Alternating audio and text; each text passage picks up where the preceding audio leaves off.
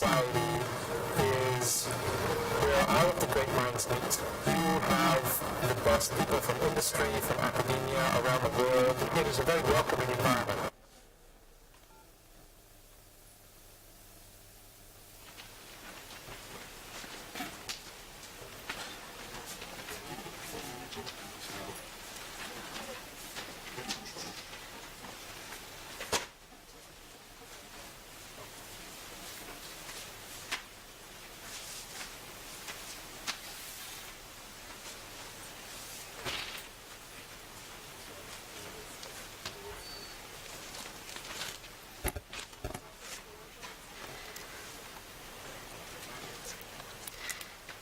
Good morning, respected faculty members and students.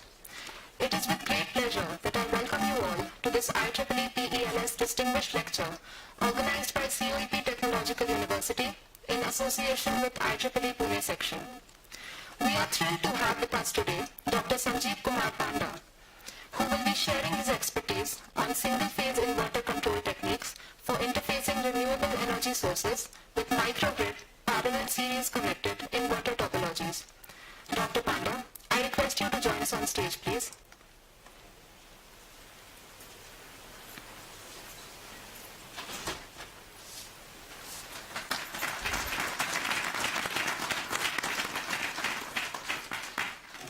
Yes, sir.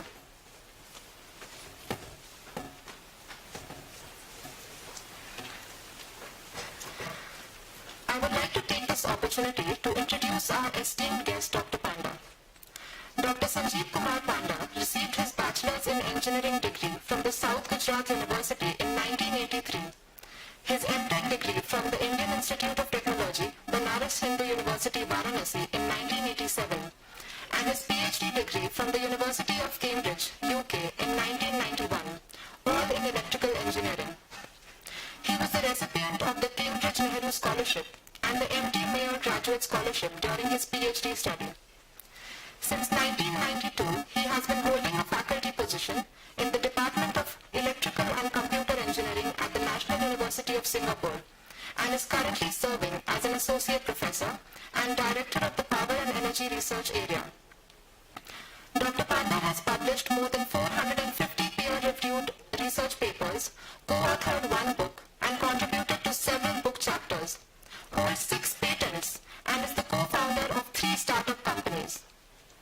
His research interests include high-performance control of motor drives and power electronic converters, condition monitoring and predictive maintenance, building energy efficiency enhancement, and many such more. He is serving as an associate editor of several IEEE transactions like power electronics, industry applications, energy conversion, access, and IEEE Journal of Emerging and Selected Topics in Power Electronics. He is also the chair of the IEEE PELS Technical Committee, Energy Access and Off-Grid Systems. Doctor, it is indeed an honor for us to recognize and appreciate your accomplishments and contributions to the scientific committee. I would now like to request Dr. Mandar Khurshekar to felicitate Dr. Panda with a token of our appreciation.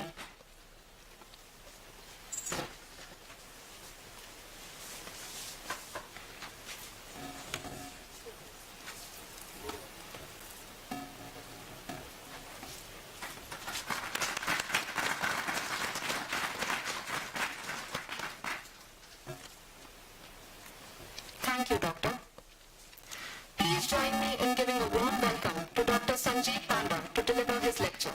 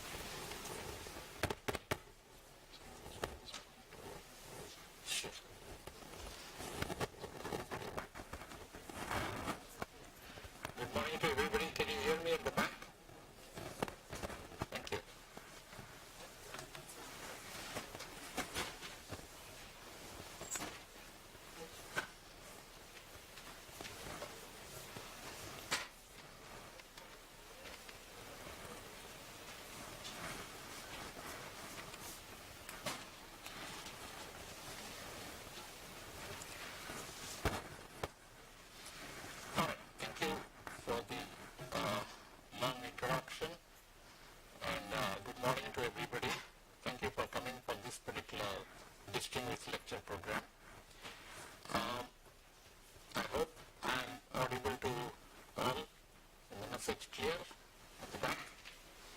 Okay. I'll be standing somewhere here and giving a talk because I need to look at the slides at the same time.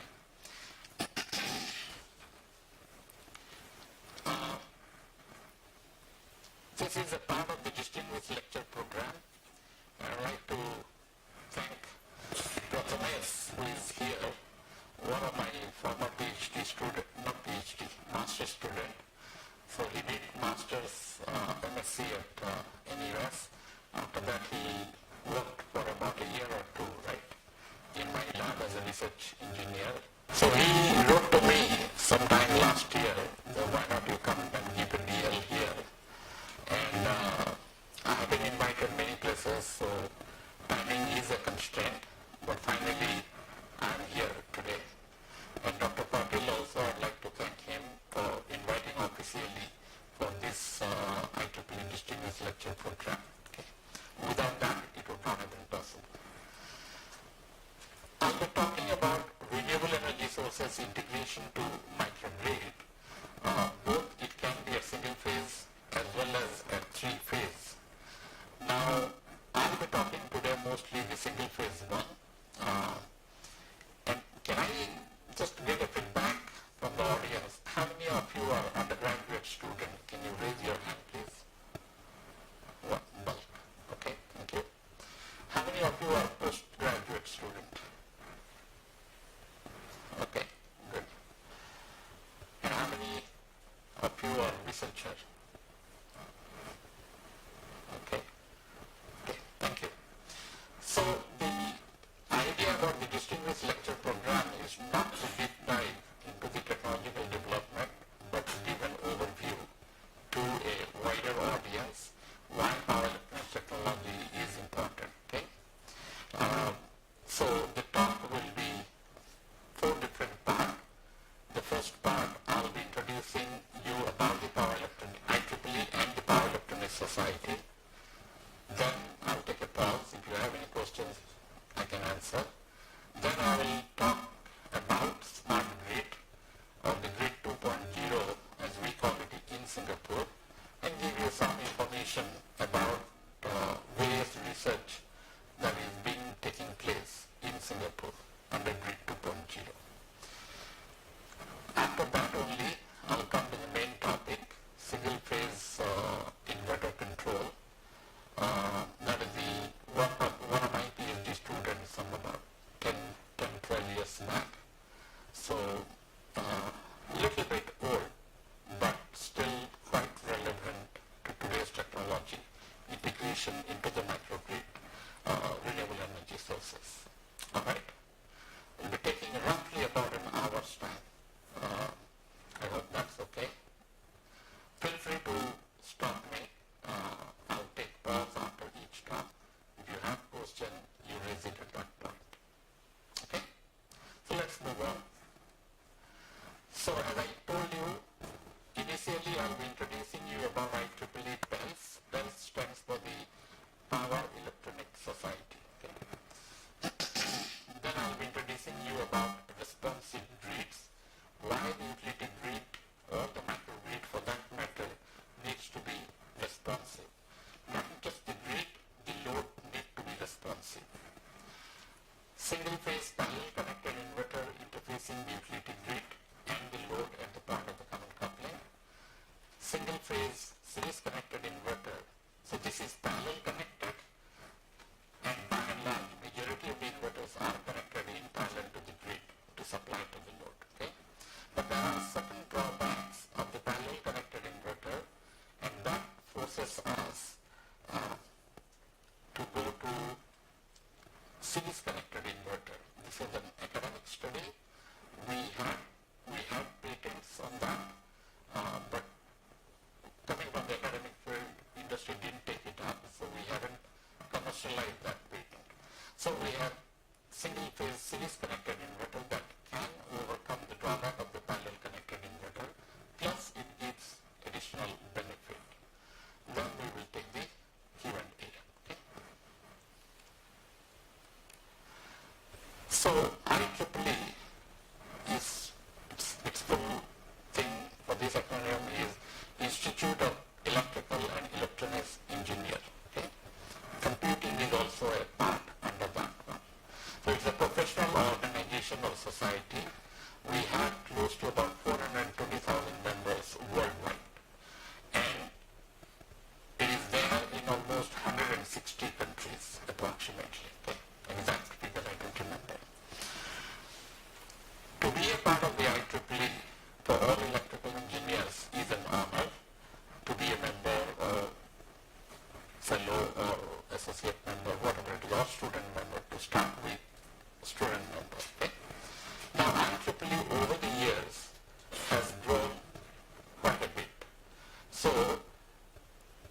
research point of view, we divide IEEE into different societies. And does any of you know how many societies are there in IEEE? 39, 39, okay? So power electronics is just one of those 39 societies. There are power and energy system, which is much older. Then we have industry application. Then we have industrial electronics. So these four societies are called the sister societies because our research work overlaps from industrial electronics to industry application to power and energy systems and power electronics. Okay? So some of the things you'll find that is research topic are being covered by all the four societies.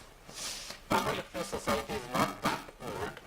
It started somewhere around 67 or somewhere there, and it was established in the 70s or 80s around that time. Yeah, 87, sorry. So the Power Electronics Society was founded in 1987 after a few years of operation as a Power Electronics Council. So it was an offshoot from the Industry Application Society because the focus was more power electronics, whereas the Industry Application Society has many other industrial applications. So we took it out from Industry Application Societies and from the Power Electronics Society. So 1987, 13 plus 20, about 35 years. So we celebrated 35 years celebration last year and 36 years this year. So it is a relatively young society compared to the power and energy, which is probably more than 60, 70 years old.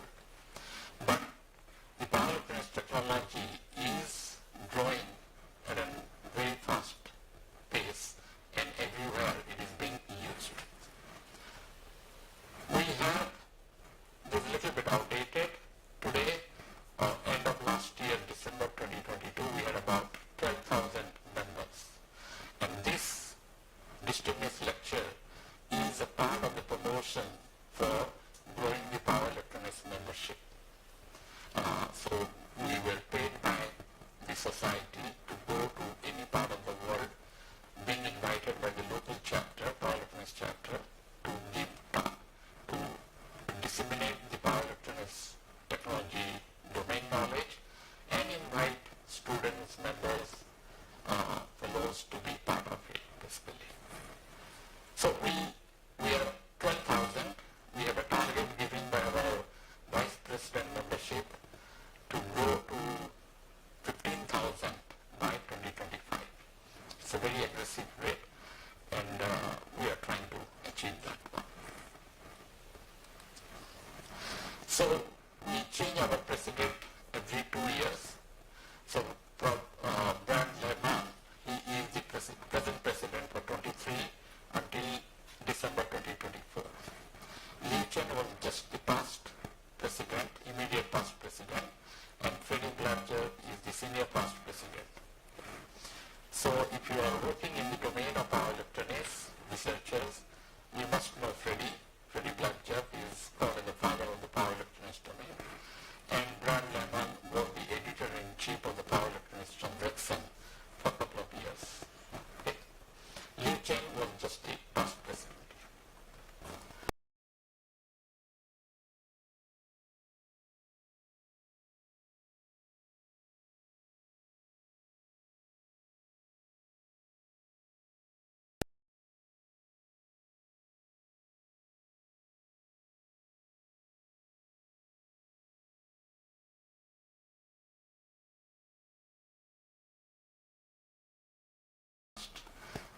Very young member, very dynamic. So he is the Vice President Products, taken beginning of this year. Mario is from Germany. He is the Vice President Global Relationships and Education. We organize conferences. So we have Vice President conferences, Jensen from RPI, Rochester Polytechnic Institute in US. So he looks after all the conferences. By the way, I'm happy to announce that we have a conference called ECCE. ECCE Asia will be held in India for the first time in 2025. Bangalore chapter bidded for the conference and jointly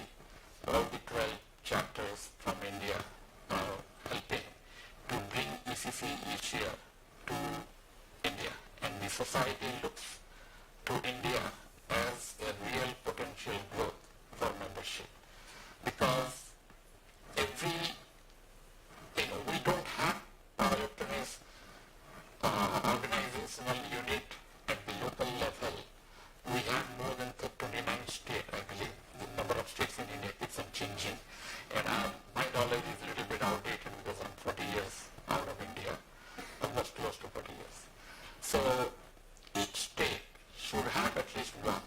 So we have about 12. We need to go about 29, theoretically. But some state like Maharashtra is big enough. So we have a power electronics chapter under the Bombay section that I came to inaugurate it in Nagpur, Chaturvedi. I forgot his first name. Pradyumna Chaturvedi, yeah. So he invited, so I went to Nagpur National Institute of Technology about 2 years back. We started that one. And he is helping me in one of the committee for Technical Committee 12. I'll highlight that part as a secretary of that one. So the point I was just trying to tell is, if Bombay section is organizing a distinguished lecture,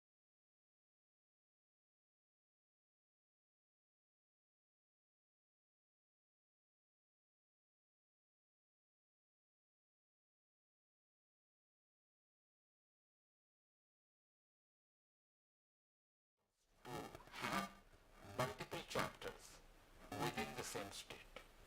So if some cities are separated by more than 200 kilometers, IEEE allows to have multiple chapters within the same state.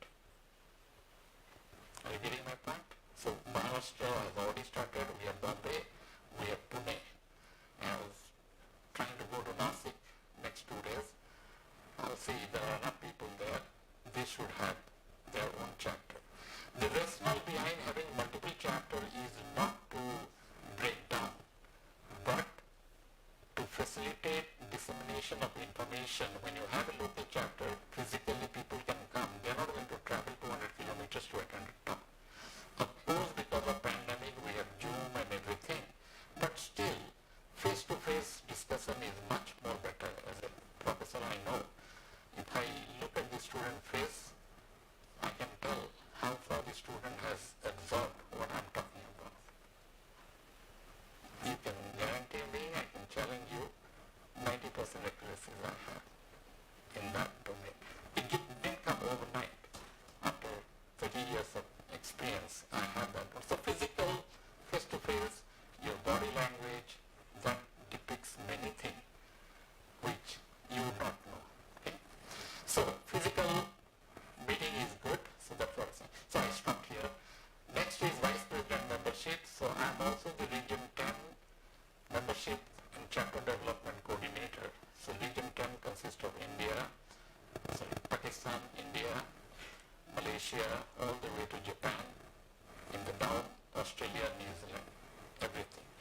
And 40% of the membership of the PELS come from Region 10. It is the fastest growing membership for the whole of the IEEE, basically. So I work under him. He's the Vice President, Mark. He comes from China, Zhejiang University. You might have heard of it. He's very strong in power electronics domain. And Johan is originally from South Africa, but he is now in US. He's a Vice President Standards. So academics join IEEE.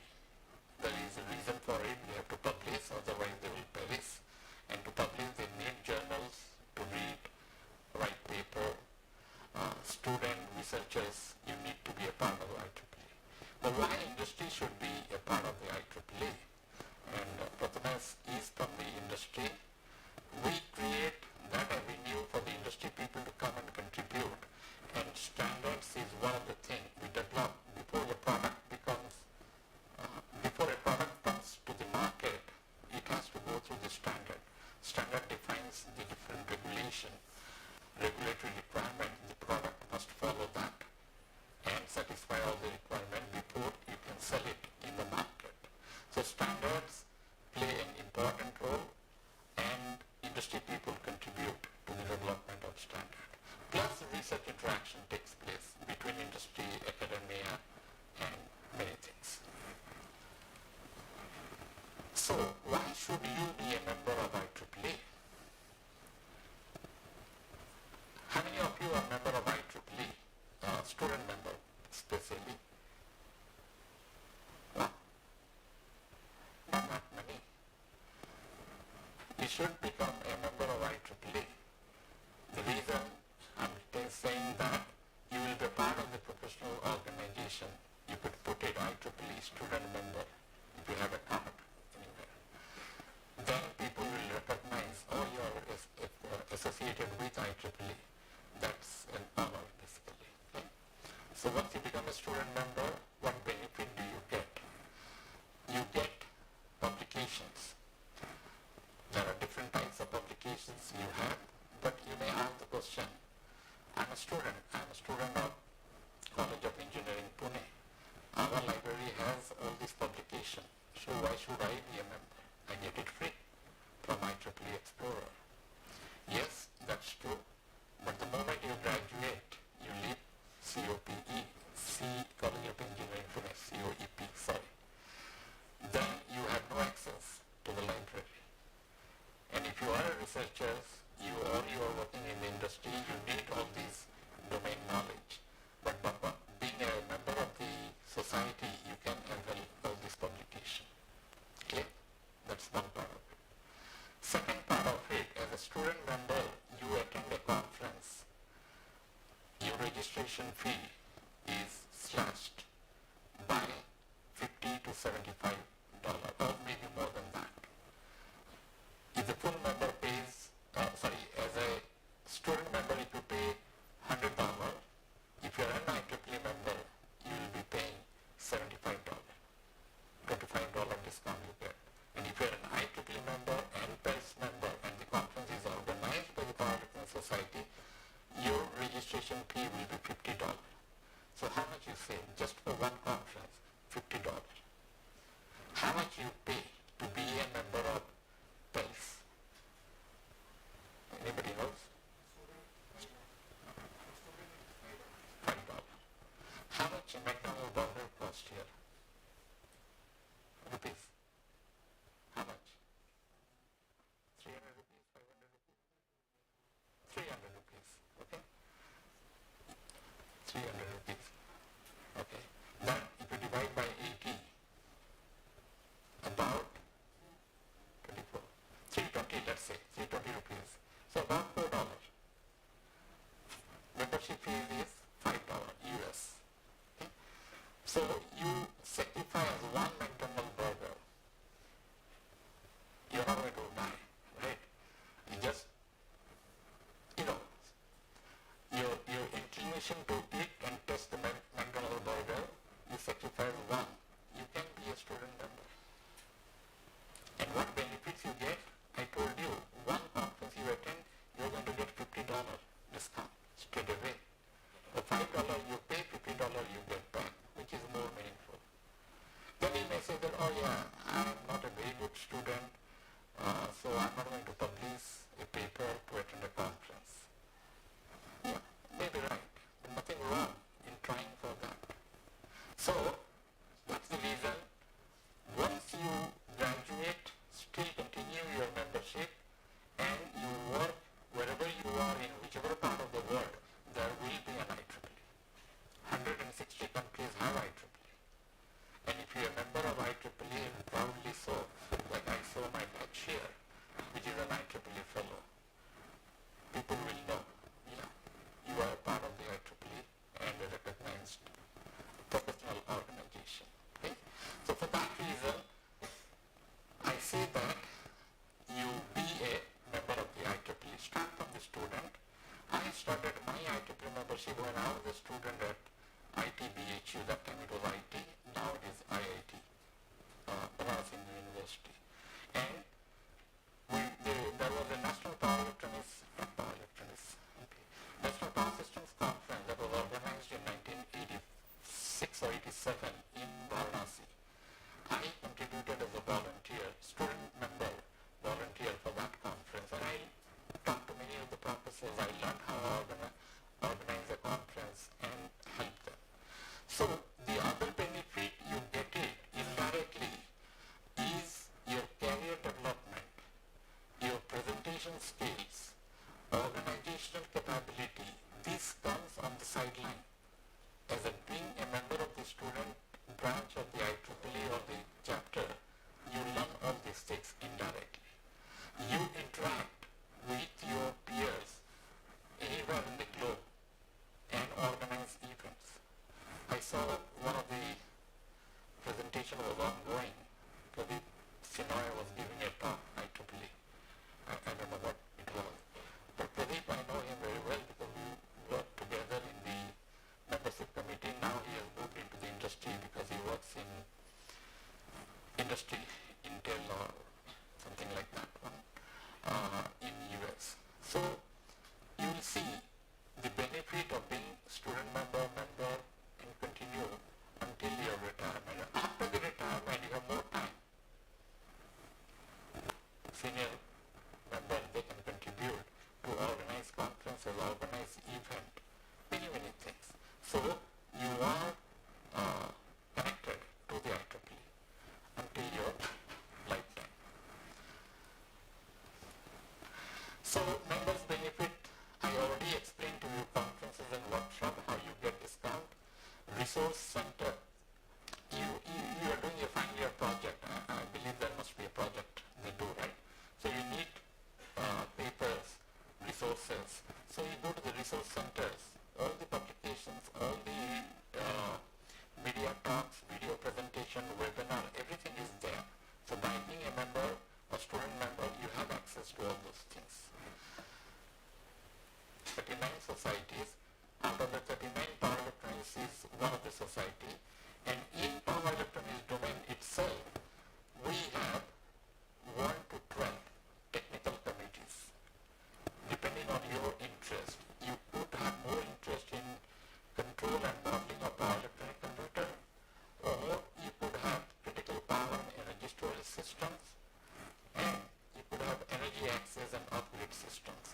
The list goes from top down, TC1 to TC12. Excuse me. So TC12 is the one which I am heading. It is energy access and off-grid systems. Do you know how many people in the world do not have access to electricity? Any idea? In India you have.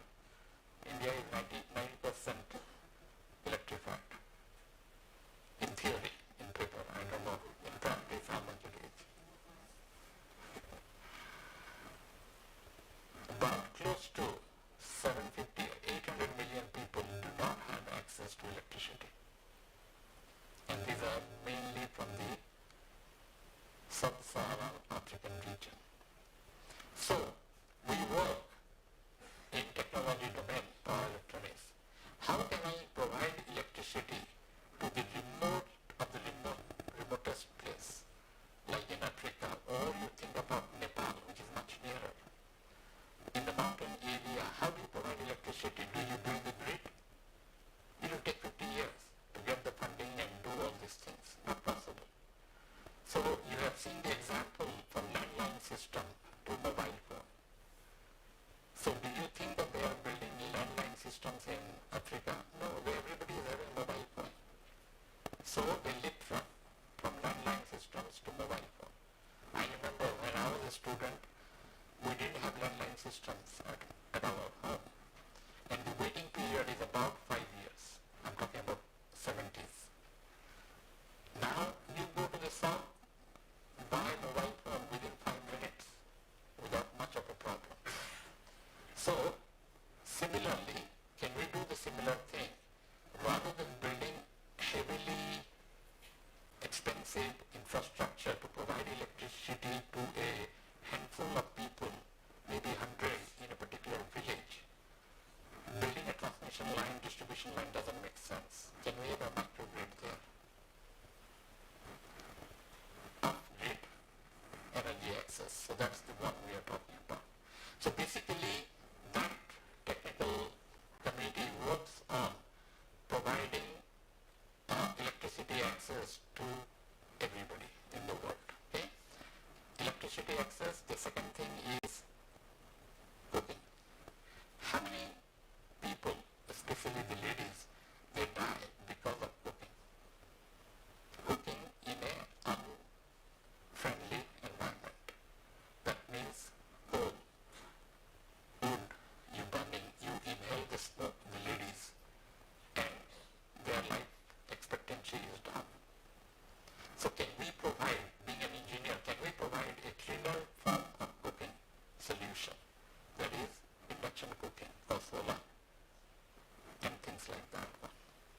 So we are working in that domain. We have a competition called Empowering a Billion Lives. I don't know if you've heard about it or not. You just Google EBL, Empowering a Billion Lives. You provide electricity in Africa just for 4 hours to charge their mobile phone. You see how happy they are. You provide a LED in the night time, they can read how happy they are. And the smile you see on their face makes you satisfied that I have done something for the good of the human being or for the planet basically. So as engineers we work, but can we bring that work to help human beings? We are doing many places, but providing electricity is one of those. So this EBL competition, you might not be knowing. The last one we did was 2019, and one of the Indian entrepreneur won the award, and he was from IIT Bombay, Chetan Solanki, and he is going on a bus to, like they call it as a Ratha Yatra or something. Solar Yatra. Yes. So for the 10 years he has committed, he will be moving from cities to cities, village to village in a bus and promote solar energy and renewable energy extraction. So that's the example. People from India have done it. And he won, I don't know, close to $1 million or $100,000, something of that order. So we do organize this competition, EPL, and this year the competition will be finalizing of the Distinguished Lecture Program, which is what is called Regional Distinguished Lecture Program. And in the Region 10 we started that 2 years back. And I'm glad to inform you that from India,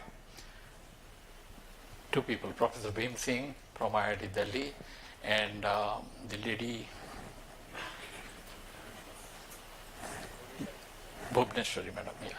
See, so both of them I nominated and they got elected to be a Regional Distinguished Lecturer. So Regional Distinguished Lecturer can travel within a radius of 6-hour flight time. So people in the Region 10 you can go. You can go all the way to New Zealand. If you are a Regional Distinguished Lecturer, the cost is less. Time zone, you don't have jet lag that you come 16-hour time difference, you come to the lecture theater and sleep because of the jet lag. A lot of other problems are there. So that part is taken care of by the Regional Distinguished Lecturer and the cost is minimum. We have about 11 Regional Distinguished Lecture, not here, but in the IEEE website. When you click on this form, you will go to that one and you can request them to come and give a lecture here.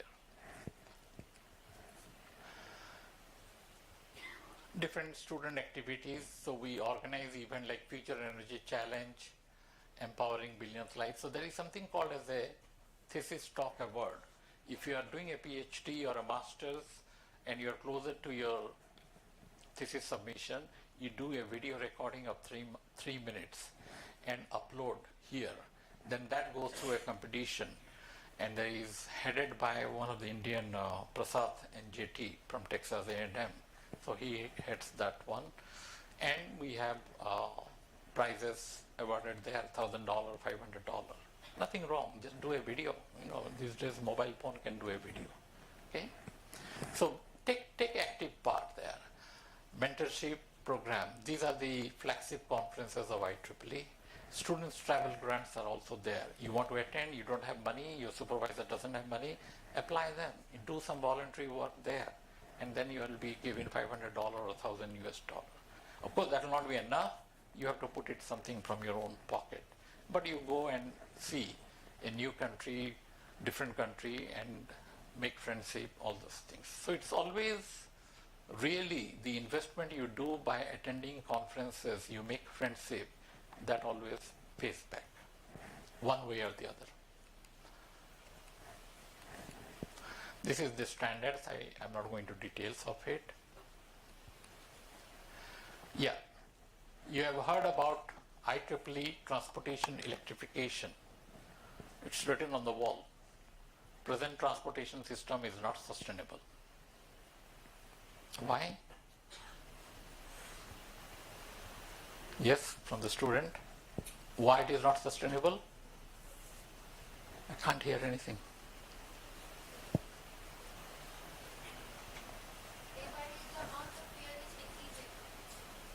Sorry, repeat it slowly.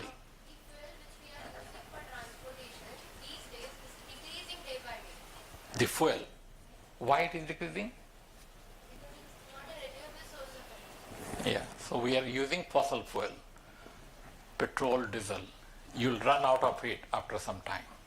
And the prediction may be plus minus 50 years, but doesn't matter. You'll be running out of it. And on the top of that, climate change. Okay? So you need to make transportation more sustainable in the long run. That means you tap on electric vehicle. All of you are electrical, right? Electrical or instrumentation or control, right? Nobody is mechanical here. Anybody mechanical engineer? I'm going to say something which will make you feel bad if there is a mechanical guy. No. Tell me, electrical people, an internal combustion engine, what is the efficiency?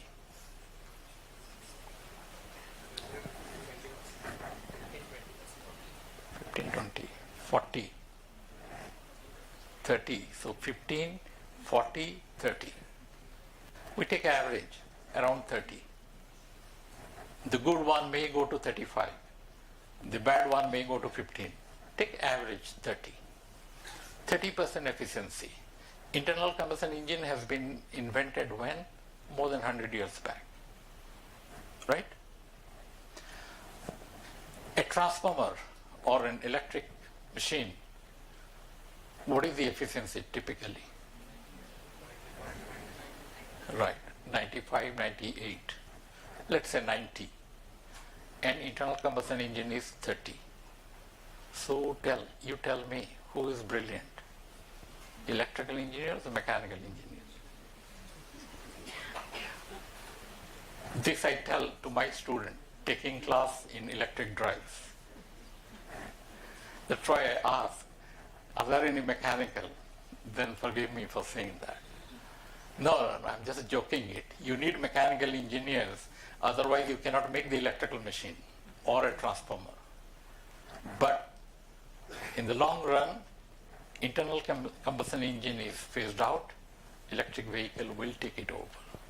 Not on the road, in the air, on the sea, everywhere. Do you believe it or not?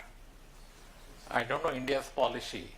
Singapore policy, by 2040, all IC engine vehicle will be wiped out. And when Singapore says that, they mean it. Before 2040, they will achieve the target. By 2030, we are going to install 60,000 charging stations in a tiny country. Have you been industry application, industrial electronics? Combinedly, we run this program jointly, but the home is Power Electronics Society. We have taken the leadership role on that one. And we have transaction on transportation electrification. We have webinar and many, many things in that domain. Okay? And electrical engineers will play a significant role in that domain, basically. I think that's, oh yeah. So join IEEE PELS today and be connected to the ultimate source of power in your industry. Honestly speaking, at the moment, electrical energy consumption from energy point of view is about 20 to 30%. You wait for a decade or 2 or 3, this 30% is going to go to 80%. So in the energy mix, 80% of the energy will be transmitted, distributed electrical form, not in other forms, natural gas or mechanical or other forms of sources. It will be electrical. And the demand of electrical engineering will grow exponentially. No need to worry for the job for electrical engineers. Microgrid, transportation electrification, digitalization, digital twin, Internet of Things, sustainability, water purification, and many, many other things. Everywhere you need electrical engineer. Data analytics, yeah, that was the main important thing. Data analytics, people think that it is in the domain of the computer science. No, it is not. It depends on which domain you are applying data analytics. A computer science without the power and energy background cannot do anything in data analytics in the power plant or transportation systems. So it is the domain knowledge is very, very important. And if you have the domain knowledge and you have the data analytics capability, you are in the demand, basically. These are some of the administrative staff. Dr. Patil or Prathamesh, you might have contacted, what is he? Megan. So Megan looks after all the chapter chair and the Distinguished Lecture, all this program. I think, yeah.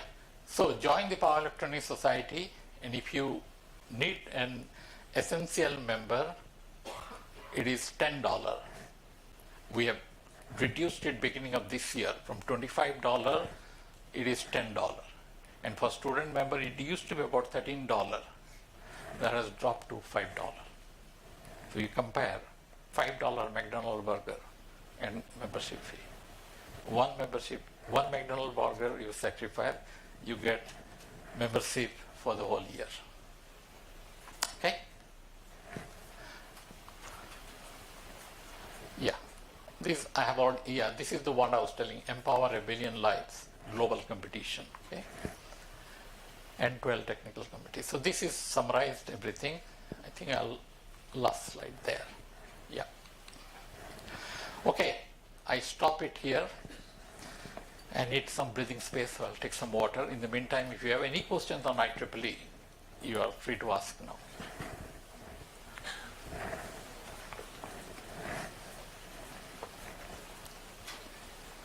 So how many of you want to be an IEEE student member? Raise your hand. Okay, then I'll take your photograph because it is recorded. Pass on to Dr. Patil, and he will get you sacrifice your McDonald's burger and be a member. Then we open a student branch chapter here, Power Electronics. We just need only about 6 members to start a student branch chapter, and you already have a Power Electronics chapter for full-fledged.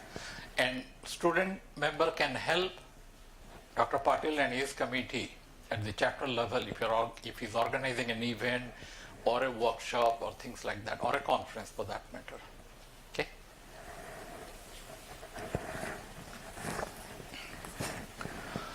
Any questions?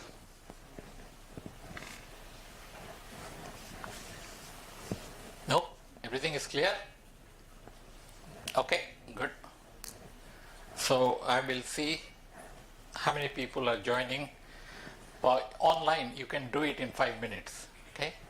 And we can have a Power Electronics chapter here, student branch chapter rather. Okay, if not, we move on. How I am doing with the timing is okay, because my watch I have it synchronized to India time. It's 2 p.m. in Singapore now. Okay, time is not a problem. We can go slowly.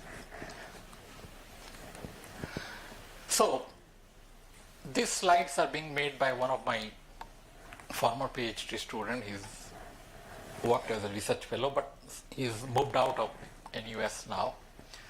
So he had prepared this slide for some presentation. So we want the grids of the future to be responsive, not just the grid, the loads to be responsive. And what I mean by that, I'll explain in a while. So the evolving power grid, people ask the question, do you have a microgrid? The answer is no, not yet. And the microgrid cannot be finished. It is evolving. It will continue to evolve even after a century because the technological developments are taking place. Anywhere a microgrid has been implemented completely, the answer is no, not yet. But it has been tested in a small area successfully. Okay?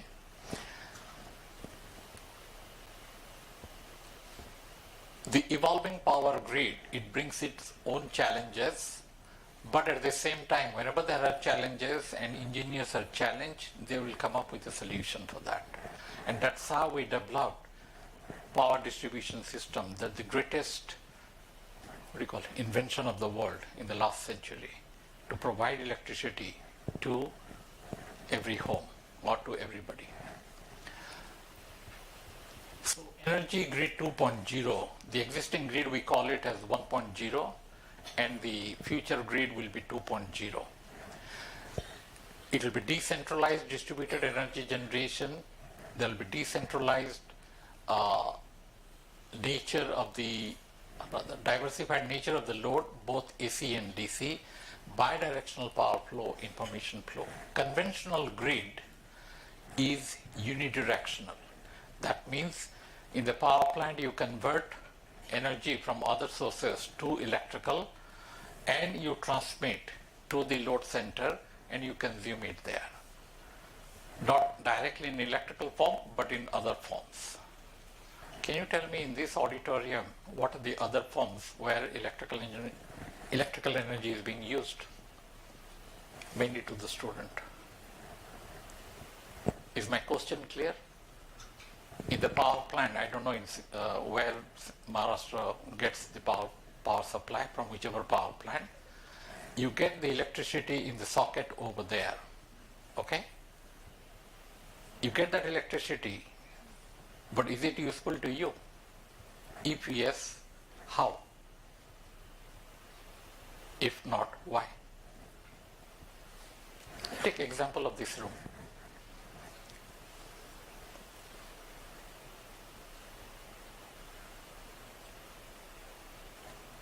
Yeah, don't be shy. Singaporean students are very shy. They never ask question in front of the mass because they are afraid they may lose their face. But Indian students are great. So I see the other way around here, nobody is asking question. When students don't ask any question, then I pick student. I can get a negative feedback at the end of the semester that you took grudge on me and asked me to say something and I didn't know and my friends laughed at me. Anyway, students have that power. They give anonymous feedback. And my bonus of that year is dependent on my feedback. What score I get, basically. Yes, there are two examples. I can see it very openly. Your eyes are open, but you are not focusing at the right point. My question is again, the electricity supply at that socket, how it is useful to me in this room? Because of electricity, you are audible to us till the last mic. Then lights, you are able to use the energy. The display, you are able to see the slides on the laptop on the display. And I can move the slide without going and hitting the button. One more. major thing. Yes. You have electricity. Air conditioning is a mechanical system. It's air conditioning and mechanical ventilation, they call it, right? But the air flow that takes place, there is a variable speed drive driving the cold air into the room. Yes or no? Yes.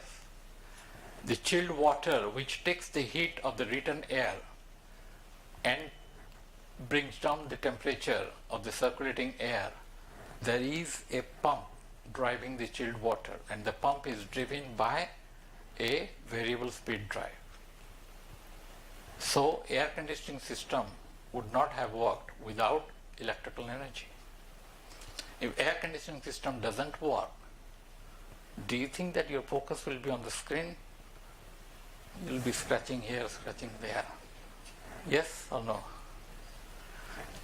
We are inside the room, there is no natural light. If the electricity fails, do you have the LED light? Do you have the projector? No. So electrical energy at the point of consumption must be converted to other forms, be it lighting, be it air conditioning, thermal comfort, or be it voice or sound. Clear? So the demand for electrical engineering is enormous. So conventionally, centralized power plant, they deliver electricity to the consumer. But in future, the power flow will be bidirectional.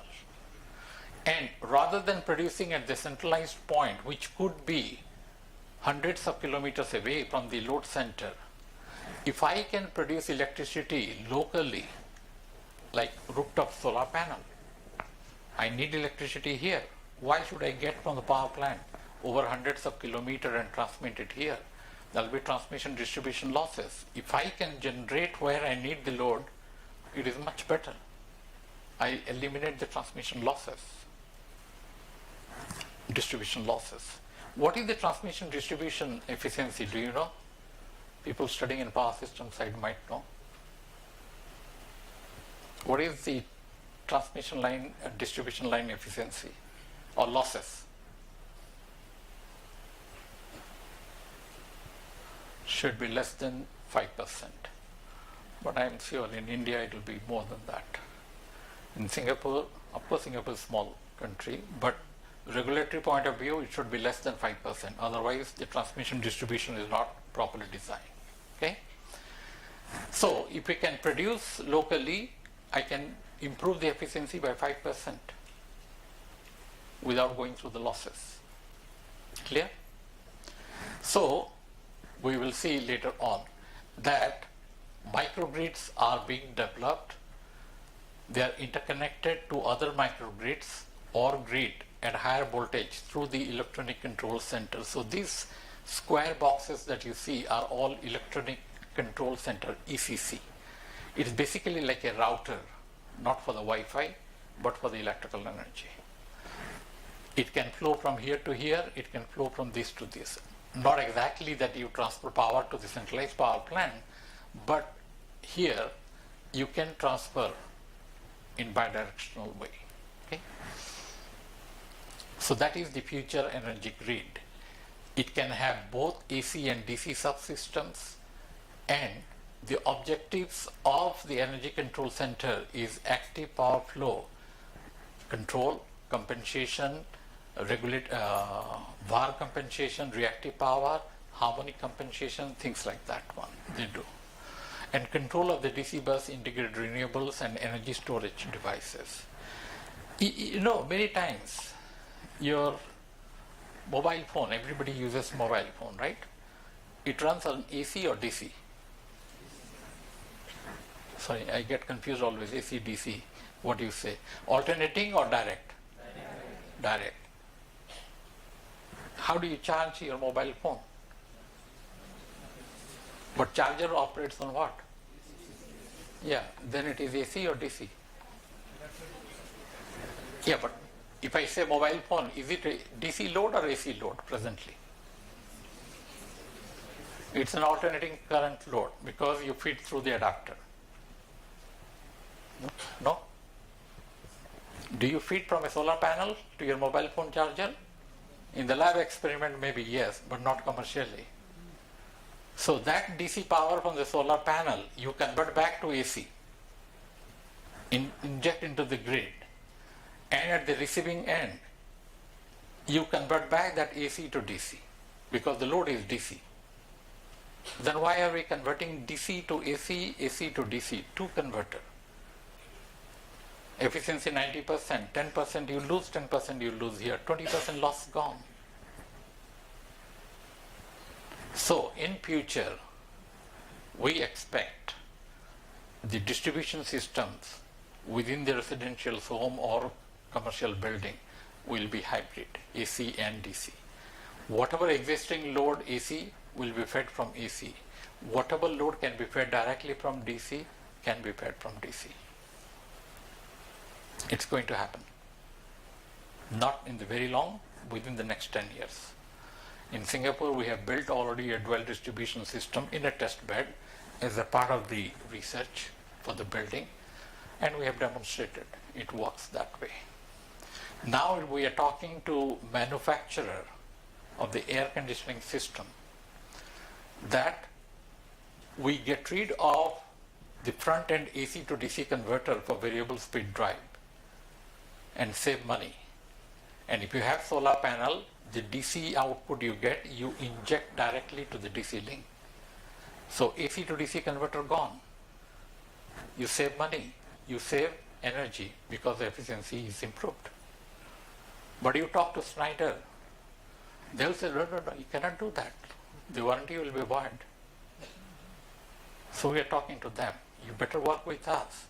Otherwise, your existing solution will be wiped out. There will be another company, startup company, who will feed directly DC, and they will take the route. So they are changing. They are going to change. We have a project with data center backup power supply, where we are talking to is Schneider for cooling system to change this one. They are scratching their head in Singapore. Can we do? Can we not do? They say we'll go back to our headquarters, be it in Europe or in US, before they can reply. Okay, we'll think about it, but that's going to happen. So that gives the overall context of the microgrid. Other important thing, this is Singapore context, carbon emission. So this graph shows you three things. Total electricity consumption in energy, gigawatt hour. This is time. Yeah, here, very short period, 8 years. And this axis green is the emission rate. That's called kg CO2 per kilowatt hour. That's the grid emission factor, one of the KPI. The higher the energy you consume, and if the energy is coming from a fossil fuel, you release more CO2 to the climate. And that is why we see climate change. Anybody doesn't believe climate change? You look at the rain. It never rained in Singapore in the month of February. November, December, we used to get rain. But nowadays it has almost until February end, last week, raining so heavily. We never had a flood in Singapore because so well designed. But the rainwater is so much that last 80 years, it is the highest rain. How many inches? There is flooding because the existing system cannot cope up with. You have hurricane, you have tsunami, everything. And if somebody says that there is no global climate change, you better read again. Okay? So, because the fossil fuel is used for energy production, CO2 becomes high. Now, Singapore is it's a small country. It cannot compete with China or India, but they do their things in their own way, where they are ranked top of the world. Okay? So they came up with this idea that we must use proper fuel. And what is the cleanest form of the fuel, fossil fuel, that you can use? Can you tell me? Now.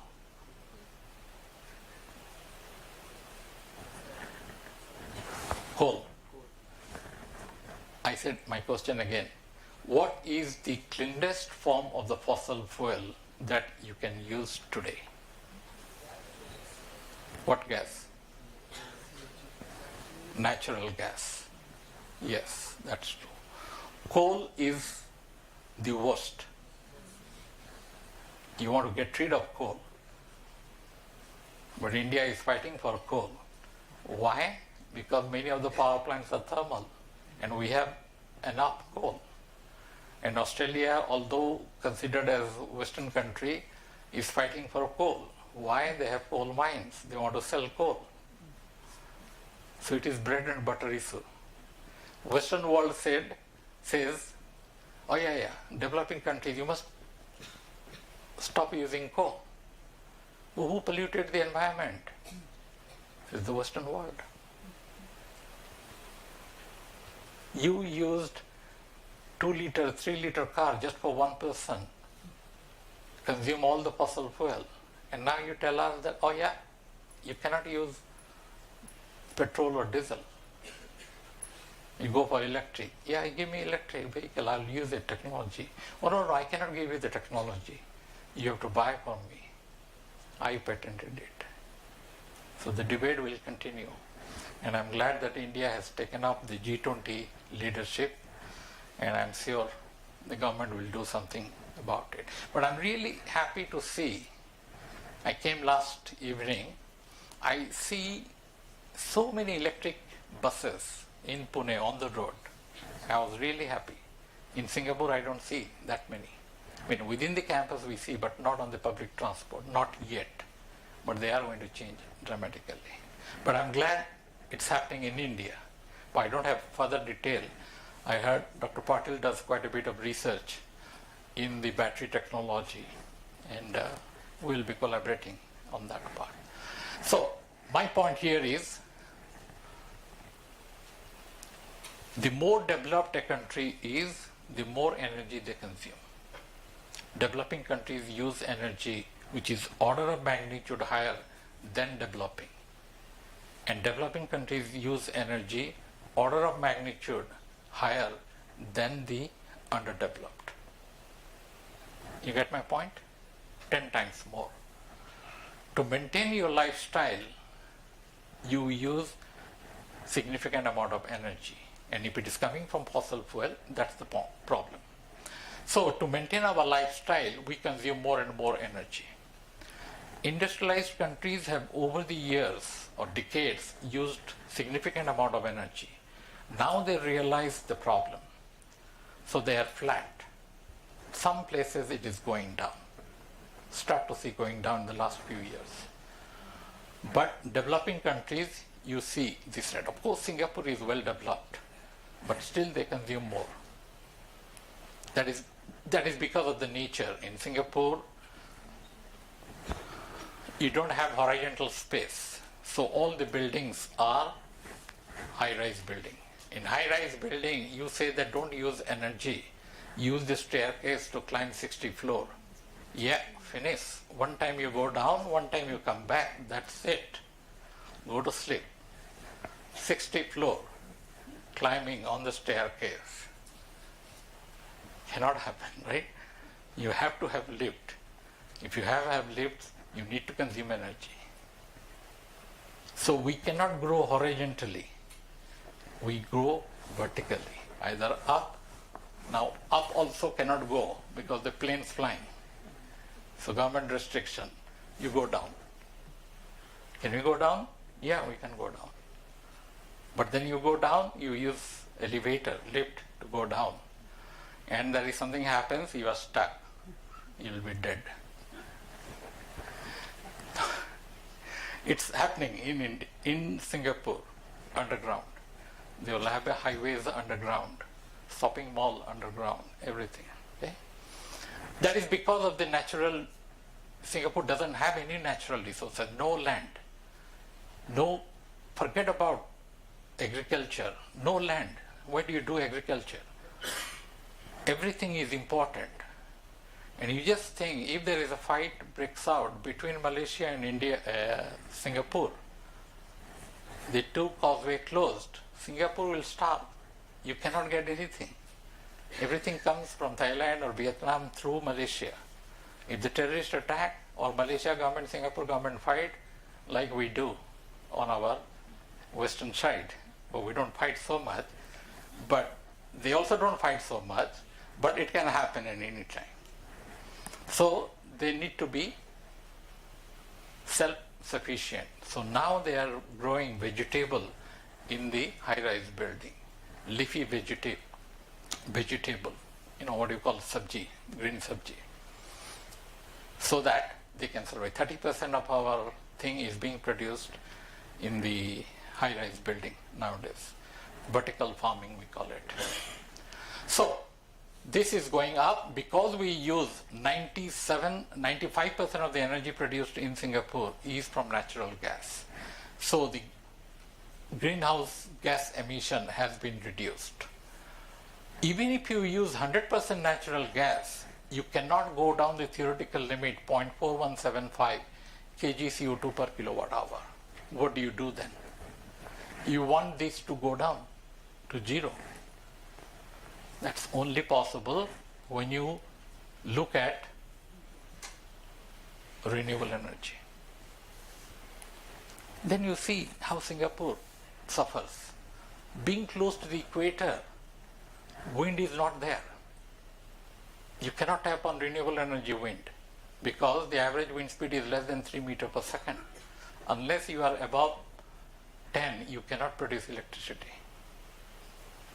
So that's the problem there. Then this is growing, yeah, we can understand that. But they are trying their best to bring it down by tapping on renewable. We get solar energy throughout the year, but it is diffused, but there are a lot of clouds come in, go out. So you need to have storage to overcome that problem. So basically go for renewable energy. This is the conventional grid, generation, demand center, energy flows in this direction, unidirectional. Future grid, you're not going to throw off the generation, centralized one, which is built, it is built. You just make it flat.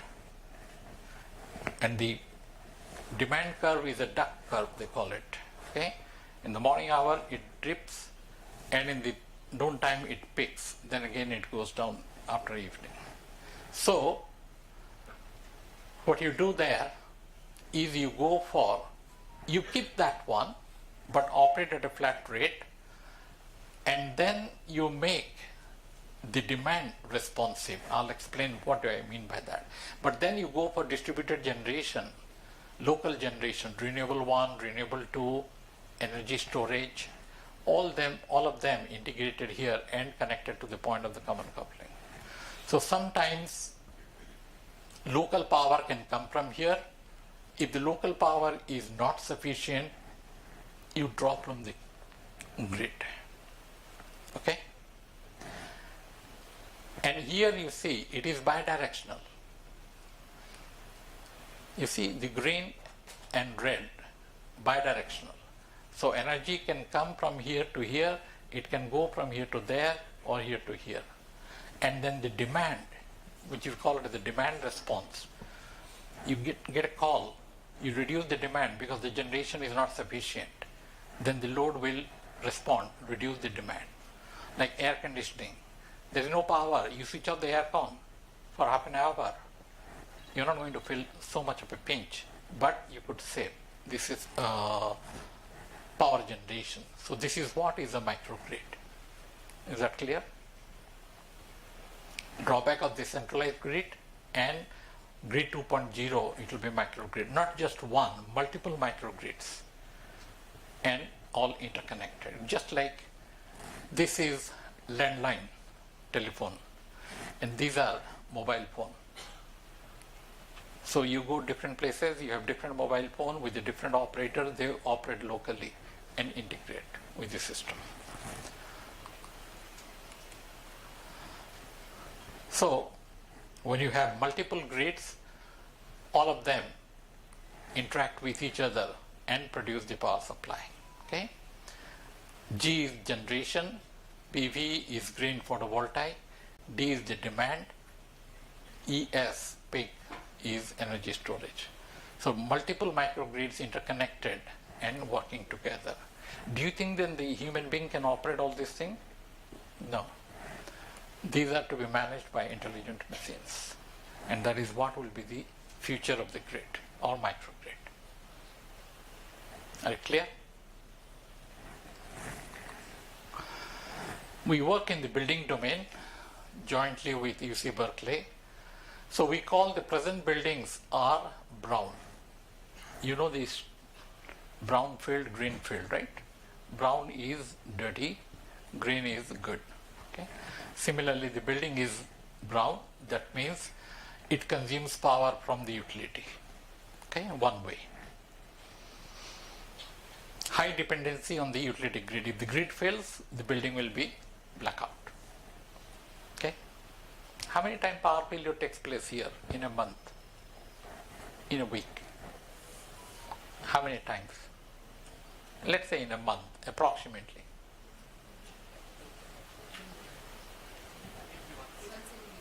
Once in a week. Once in a month. Okay, 3 plus 1, 4. Let's say 2 average. Twice in a month. Okay? How many times electricity fails, Prathamesh, in Singapore during your stay? 0.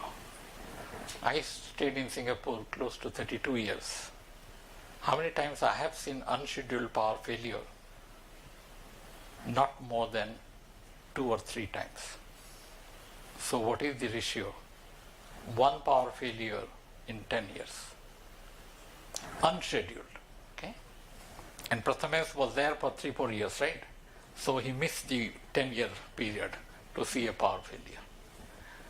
Singapore power system is one of the best in the world. 1 power failure in 1 year. Sorry, in 10 years, sorry. That's the type of the system they have designed. When Singapore got independence, 1965.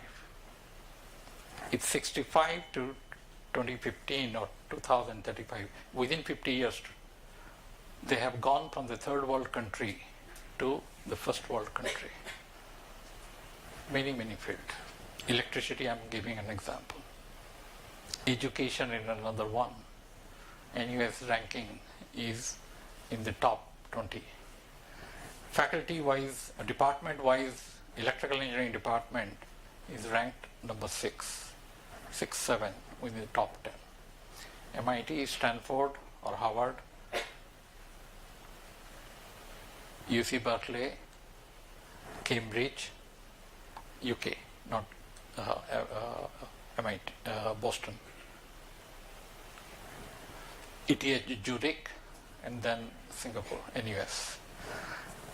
NTU is also close by, the other university. So they have achieved it.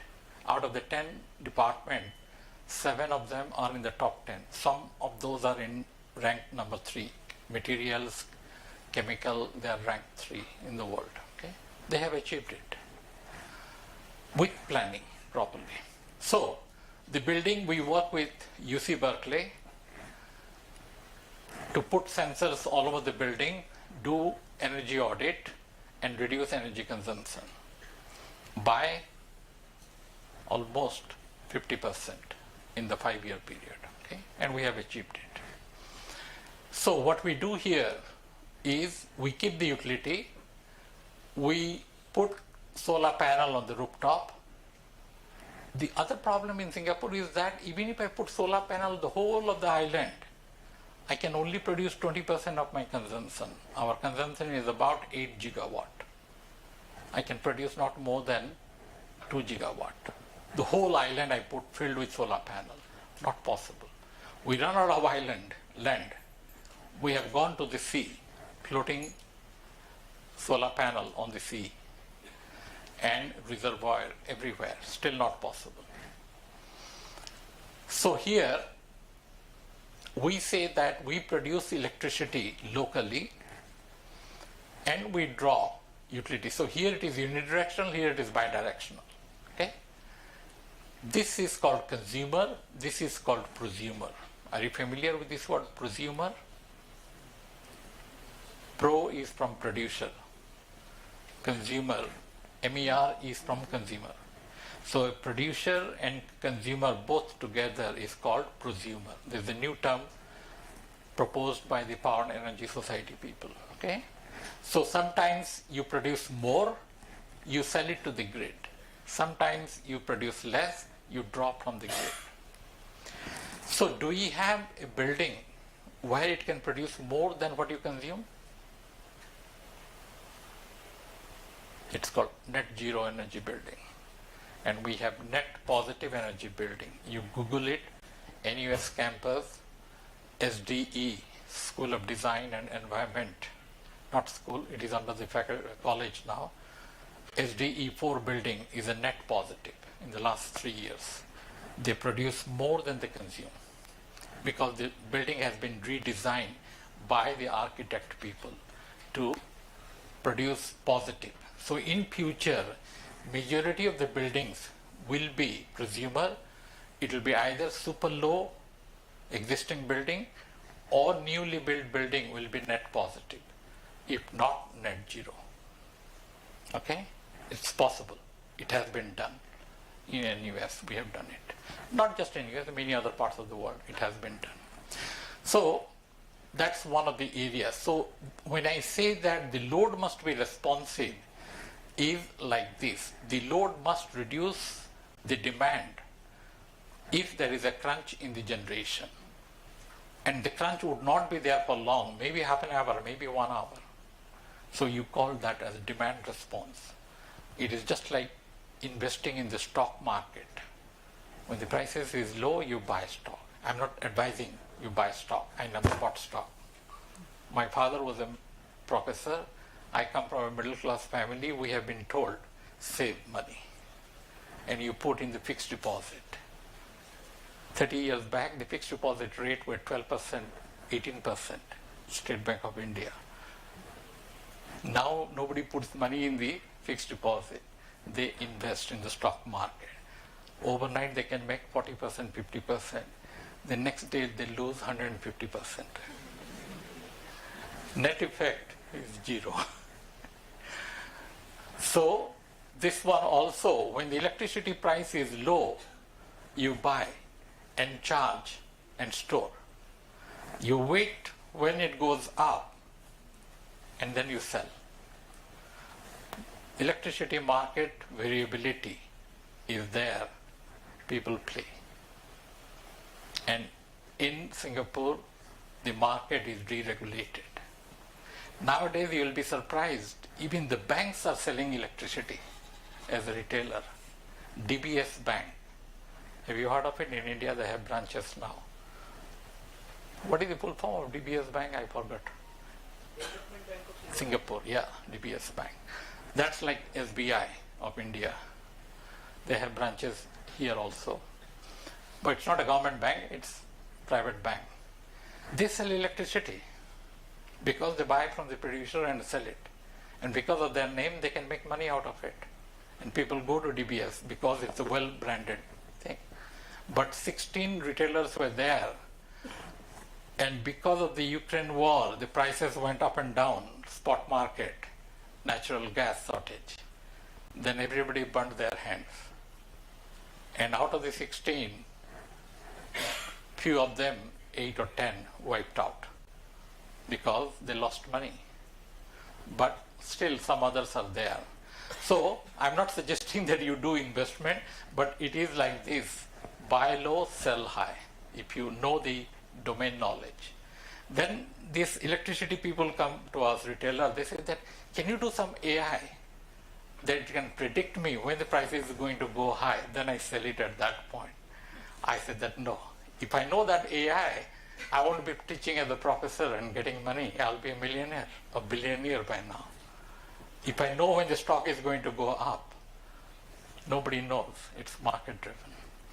But having said that, many of the electrical engineers with their PhD degree are working in the financial market for this derivative, where you can tap on resources and make money out of it. But you must be intelligent enough to do that. Okay? So that is what I'm saying, responsive grid. Is the grid necessary at all? This is conventional. This is present, ongoing. You have energy storage devices, PV, what is FD? Flexible demand response. Just let me see. No, that didn't work. So it will be like this. Then you go from here to here. What is the difference between this to this picture? Can you identify? 5 seconds. Yes. This G is missing. So do you really need a centralized generation? The answer is no. If you have microgrid, they can all work together. So you are going to a mountain area in Nepal. There is no grid there. So maybe 20, 30 years down the road, I don't know the answer. We don't know the answer. If you know it, you tell me. Nobody can tell whether the grid will be necessary or not. People say that, power system people say that, oh, you cannot make renewable 100%. Why not? Oh, there is no inertia. You know inertia? Kinetic energy is stored in the rotating masses. Excuse me. There are no synchronous machine. Everything is inverter driven. So there is no inertia. The grid will collapse. This is what people are telling. You look at Germany, you look at Finland, you look at Denmark. 70% of those countries are operating on renewable. 70%. And US keeps on telling you cannot go beyond 20-30% renewable, otherwise the grid will collapse. No, these are not reality. These are the myth, but not reality. Provided you have storage. If you have storage, you can inject power in millisecond. Your synchronous machine takes time because of the inertia. Here you can stabilize the grid within millisecond or within one electrical cycle, 20 millisecond, provided you have the storage. Storage is expensive, but cost is going down. It will be a reality in future. Okay? Then you don't need the grid, basically. This is Singapore total power generation. 2 gigawatt peak solar panel by 2030. At this moment it is about 400 kilowatt. We are going to increase by 5 times in the next 7 years to 2 gigawatt peak. 200 megawatt energy storage systems beyond 2025. We are already building energy storage systems of 2 megawatt hour already installed in the field, in the PSA, Port of Singapore Authority, and somewhere else in the substation. Recently they built in Jurong Island about 800 megawatt hour of energy storage. They can play a part in stabilizing the grid. 60,000 charging station I told you earlier. This is major consumer of electricity is going to be about 80%. At the moment is about 30%. In the energy mix in future, it is going to go to 70%, 80% from 30. Then the demand for electrical engineers will grow significantly. This is demand side management. So basically peak load you shift to the low peak time and you save electricity or make money out of it. Yeah. So I stop here. That's the second part of my talk, Grid 2.0. Any question? This is the futuristic one. While you frame out a question or think about it, let me drink some water. Our life is not so easy. I had a lecture in Singapore, morning 10 a.m., 10 to 12. Since I am here, I lose that lecture. I cannot get a leave to come here unless I tell my head of the department that I'm not cancelling my lecture. So fortunately, time difference between India and Singapore is 2.5 hours. So I got up at 6 o'clock, get ready at 7:30, and started my lecture at 7:30. And Dr. Patil asked me to be here by 10 o'clock.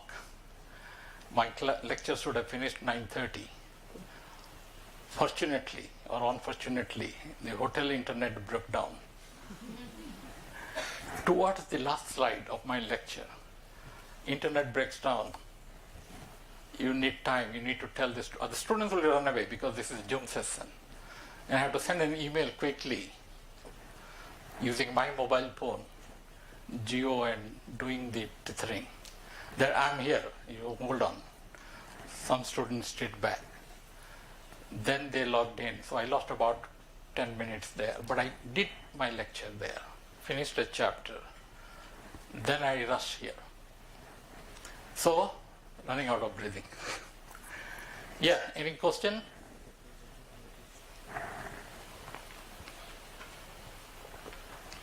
No? Are you following what I'm saying? Yes, go ahead. See. Yeah. We are looking at we are taking energy from grid. Okay. And this energy which is received from grid, we are going to store in a energy storage. Okay. Now, while we are generating this energy, we are using at grid side we are using fossil fuel. Okay. And this energy again we are going to store. And this stored energy we are again using to the consumer. Okay. Throughout this process we are losing our energy, and also we are using fossil fuel. Both of these. No, your assumption is we are taking energy from the fossil fuel based grid and storing it. No, that assumption is not right. This storage is here, this PV is here. So this part of the energy, if it is surplus, you feed. If you have surplus, you store. But sir, the direction of flow of energy is looking to, in bidirectional. Well, The energy storage to grid and demand, and again from grid to the flow of energy from grid to energy storage first, and then another direction is from energy storage to demand. hold on a minute. We Yeah. are looking the red line.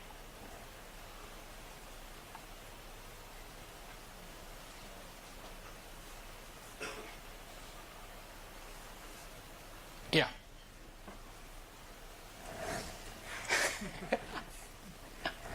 This is the question somebody asked me. One is red, one is green. Okay? The green is the green electron. The red is the brown electron. So, to answer your question, you are saying that this red is flowing here, right? Okay, that's the student's thing. But my answer here is that you don't take grid energy and store it unless it makes sense. Economically, if it makes sense, I buy electricity at the low peak time at a lower price. Yes, I'm using from the grid, but I can sell this stored energy at the peak hour, few hours later, at a higher price. So I make money, although I'm using grid energy at this point of time. But by right, if you have local generation distributed, you use that to charge the storage device, first priority. If you don't have it, you draw from the grid and store it, so that economically you can sell it at a higher price at the peak time, and you make money out of it, just like stock market investment. But sir, for making money we are generating CO2 more. Yeah, Yes, so the debate there is if I have enough local generation from renewable, I use that. If I cannot use that and I still want to make my money for my bread and butter, I'll draw from the grid. So yes, it is a personal benefit for that particular company, but everybody needs to do business. Do you think anybody is doing for charity business? No. Does that answer your question? Okay, so the first priority, yes, renewable based. If not, then you use fossil fuel. No option. Okay? All right, let's move on. Now I'm coming to the main topic. Okay? This is a typical microgrid, multi-bus microgrid system. You have the utility grid at the top. That could be some loads at the high tension line. Typically in Singapore it will be 220 volt kV or 22 kV there. Then you have a transformer to step it down. That's the static transfer switch, and then you have a common bus. So this side is, let's say, 22 kV. This could be your 6.6 kV. No, I'm sorry. If this is 6.6 kV, then this will be at 415 volt. There is no other transformer in between. So Singapore is same as India, British Raj, 50 hertz, 230 volt RMS, single phase, 415 volt. We follow the same pattern. But Singapore socket is different than India. They follow still the British one. Nevertheless, so it comes here. You have STS. STS stands for the static transfer switch. It's just a switch to close or to open, contactor. Then you have a common bus. In the common bus, you can have non-critical loads here. Then through the transmission line, it is connected to the local bus. And the local bus, common bus are at the same voltage. You may have a critical loads here. Now, this is called DG1. You have a renewable energy source, be it photovoltaic, be it wind, whatever it is. You extract, you can have a local storage or a battery, and then you have an inverter to invert this renewable DC to AC and feed here. Then that goes there, from there it goes there. So you can have a DG1, DG2, DG3. Some could be renewable, some could be diesel generators, some could be other sources of energy, like hydrogen based fuel cell. Okay? These are all connected through this common bus here. This part is called as the microgrid. All agree? Our focus here, I'll be talking to you, is this particular grid. DG1, DG2, DG3 can be fossil fuel based or renewable energy source based. By using this static transfer switch, I can make it grid connected or grid isolated. Everything I can do. All clear? Now, we'll be talking about how to control this inverter such that I can control the flow of power from the renewable energy source to the grid to meet the load demand. Flow of active power, flow of reactive power. You understand what is active, what is reactive power, correct? How many types of electrical power are there? Can you tell me? 3. What is 1? Oh, yeah, very good. Yes.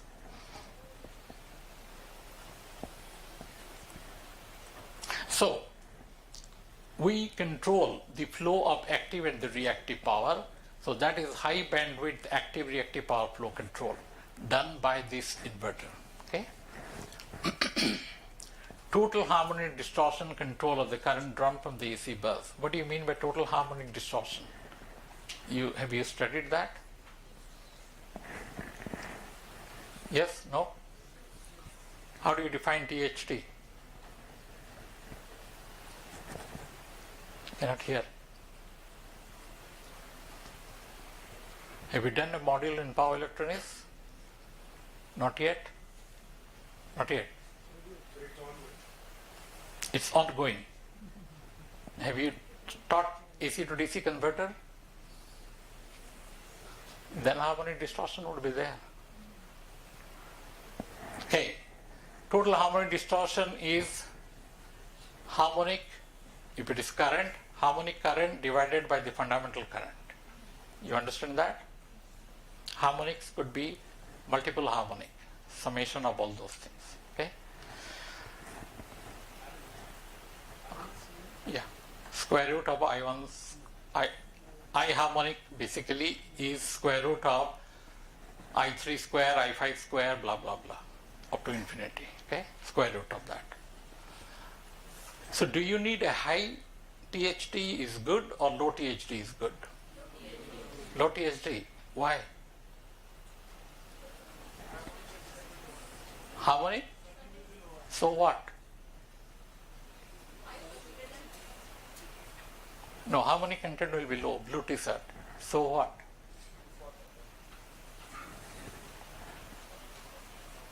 Power quality. Yeah, what do you mean by power quality? Yeah, power quality happens. So what?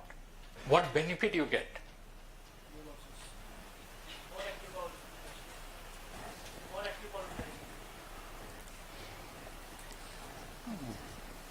Yeah, but not, you are around the bush, beating the bush, but not catching the, whatever it is, rat or whatever inside the bush, snake. Yes, somebody said something here. Good power factor. How can you explain why you will get good power factor?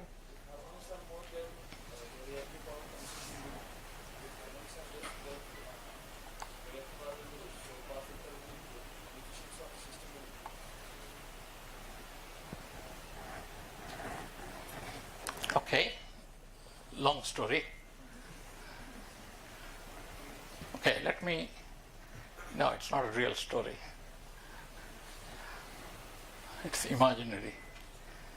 Let me put back to you. Do harmonic power contribute to the useful power significantly? Why not?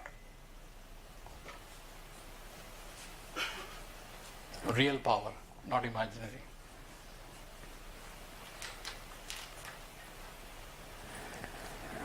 Harmonics do not contribute to the useful real power, or their percentage is very, very small. But they do increase the RMS current. IRMS, total RMS current, is square root of I1 square plus summation IH square.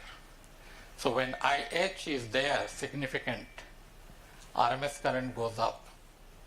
RMS current goes up does not mean that you get more output active power. Active power remains the same based on the fundamental. But this RMS current goes up, increases I square R loss in the transmission line. So your system becomes inefficient. Clear? Clear?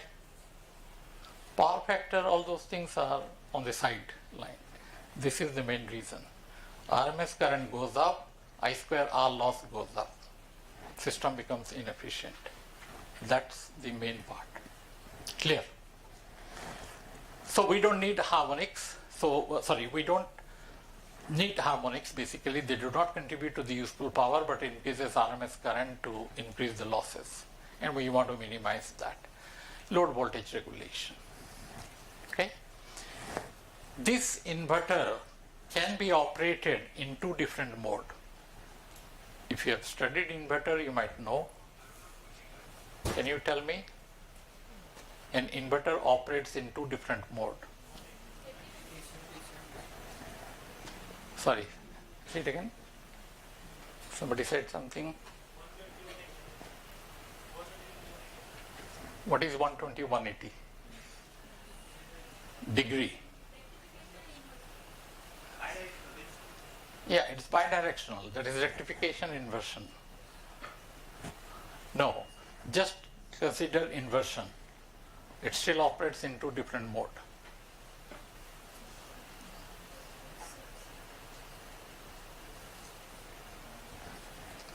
It's called voltage source inverter, current source inverter. Within voltage source inverter, it operates in two different modes. No, not 120, 180. You move out of the degree. Can you tell me? Current controlled voltage source inverter. Voltage controlled voltage source inverter. Are you aware of that?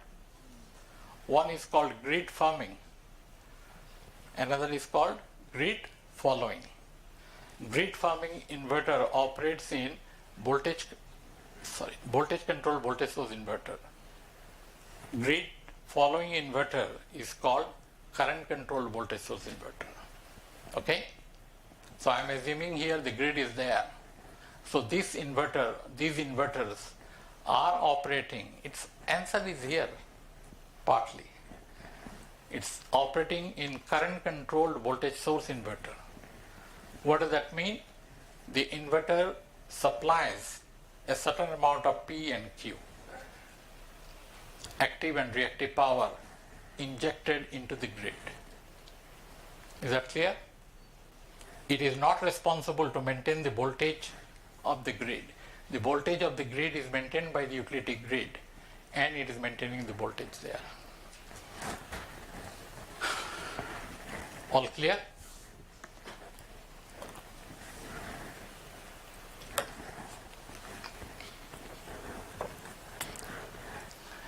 So we'll see in grid connected mode, inverter DG1 is operated in CCVSI mode to inject power to the grid, active and reactive. So I go first for the parallel connected inverter. I skip this particular part. Basically, if you need to do reactive or harmonic power compensation, you need a storage device and an inverter to inject here. And renewable energy source, solar panel, DC to DC converter, MPPT, and DC to AC inverter you inject into the grid. So you need two different sources of converter when this student did the work and literature review. His objective was to merge this into one, and that is what it will do. So this is the grid, this is the load, and it is supplying power to the load, PL plus JQL. Okay? This is the renewable energy independent of the type of the sources, photovoltaic or wind or hydrogen fuel cell. You extract PMPP, power converter, store in the DC link, and then inverter. The inverter output is connected in parallel to the grid, and then both of them connected to the critical load. So it is called as parallel connected inverter. All clear? So it's a critical load. It needs a certain amount of active and reactive power, PL plus JQL. This power can come from two sources, renewable energy based sources, P inverter plus JQ inverter, or it can come from the grid, PG plus JQG. All clear? Okay. So PL could be equal to P inverter plus P grid. But if I have this part enough to meet this load demand, should I be drawing any power from the grid? If the inverter can provide all the power through the renewable energy source, should I buy power from the grid? No. Why not? Because we don't want to pay the utility bill. Clear? But there is no guarantee that renewable energy source would be this, meets this demand, I draw 0 from here. If this does not meet the demand, the deficit I draw only from the here. Otherwise, I supply from the renewable energy source based because I don't have to pay the electricity cost.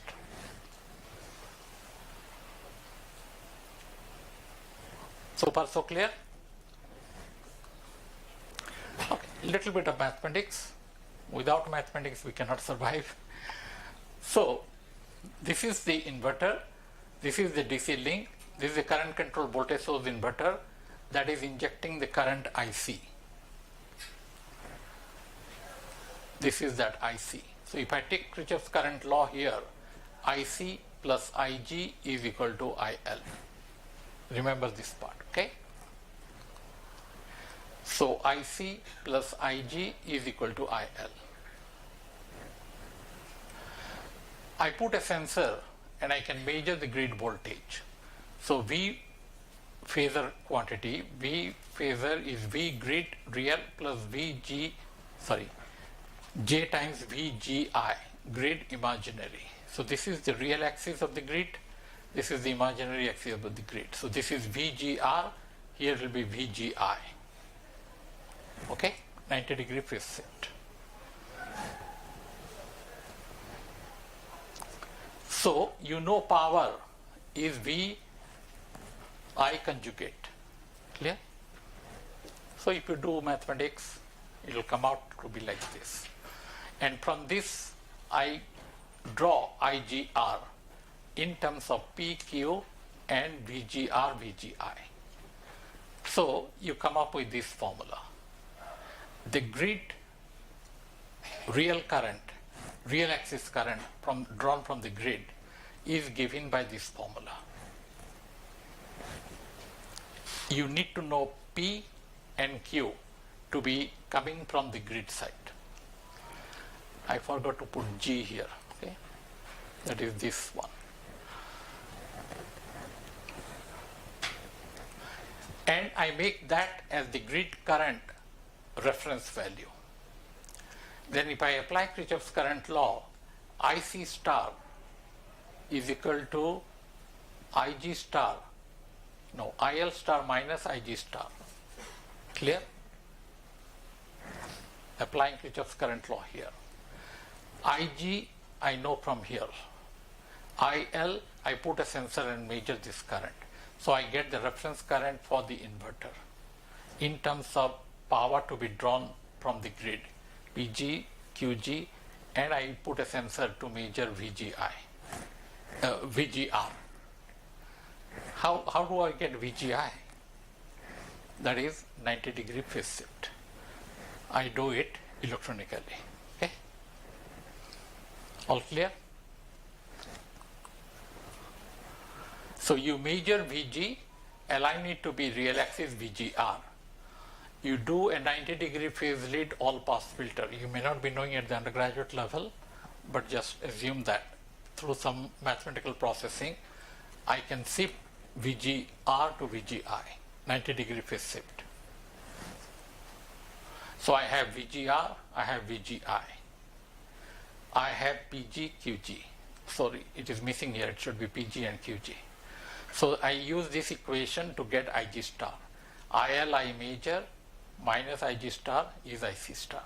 So this is how you generate the reference current for the inverter and you implement it. Is it getting too high standard? Forget about the mathematics, but the basic principle you follow, right? Kirchhoff's voltage law, Kirchhoff's current law, harmonics, microgrid. So far so good, right? Okay. We go a little bit mathematics. This is for the graduate student. I simplify the inverter as VDC, DC link voltage, multiplied by the control signal, sine control signal, okay, sine PWM. There is a line transmission R and L, and I have the grid voltage. So I can formulate the mathematical equation for this. V inverter voltage is equal to L di by dt plus Ri RIC plus LDIC by dt, voltage drop here, plus grid voltage. I choose the state variable as the inverter current because that is what I want to control. Then we transform that into this form. X dot is equal to Fx plus Bxu plus D. D is the disturbance term. In the grid voltage, in the inverter, all disturbance I club together. Okay? So using this equation I can calculate U. So we used an advanced control called Lyapunov function based controller. Error is desired state minus the measured state, and the state variable is IC. You choose a Lyapunov function, you select the control U from this function and substitute it here. And the convergence condition comes out to be like this.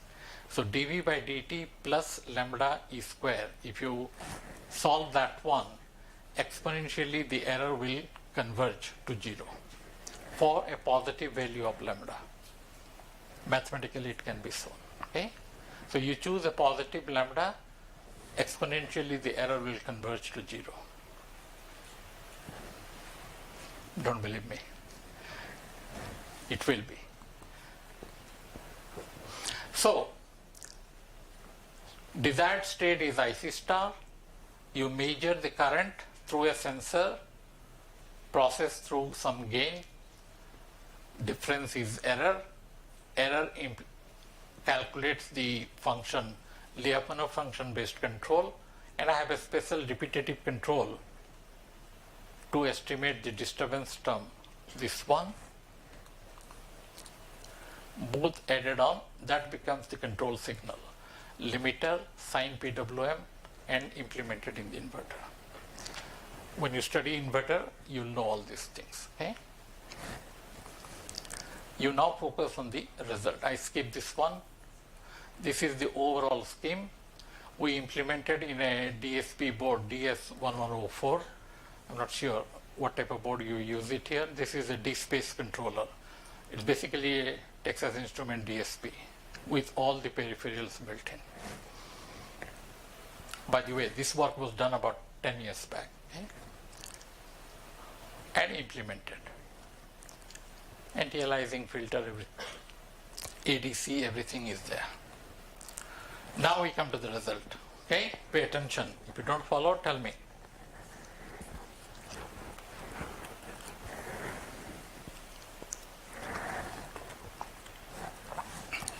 You know the difference between linear and non-linear load? What is a linear load?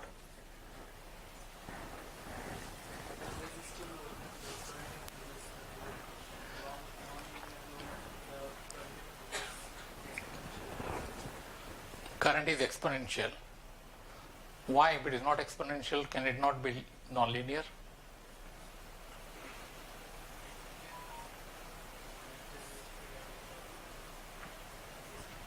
Okay. Linear loads are typically R, RL, RC or RLC. Okay. Any other type of load where the current drawn by the load is not a sinusoidal, fundamental, but consists of harmonics, becomes a non-linear load. Okay. A diode bridge rectifier AC to DC, that will be a highly non-linear load. Have you done an experiment AC to DC converter? Have you ever looked at the supply side current? Spikes. Yeah. So we assume a rectifier load which is a highly nonlinear load. The load power is 35 watt, grid voltage is 50 volt RMS. Where did you get these values? I just plucked from the air. No. If the student was doing the experiment in the lab, they want to go to a high voltage because the system blows up, he cannot get his PhD. So you work at a low power level. Control is immaterial of the power level. If it works at 50 volt, it will work at 230 volt, it will work at kilovolt also. So the grid voltage is 50 volt RMS. This is the peak value you are seeing. Voltage is 100 volt per division, so it will be about 70 volt there. load power is 35 watt, and this is the inverter output voltage, not yet filtered, that is the pole voltage, switching frequency. Load current is this one, non-linear. So this is what you are seeing, peak current, right? So this time the capacitor voltage is high, it is not conducting, and then the supply voltage becomes more than the capacitor voltage. The current is drawn to charge the capacitor. Clear? I assume under this situation that the inverter can provide 35 watt. So this is the inverter output current IC. So you remember IC plus IG is equal to IL, load current. So the load current is equal to the inverter current because the inverter is able to supply the load current. We don't need to draw anything from the grid.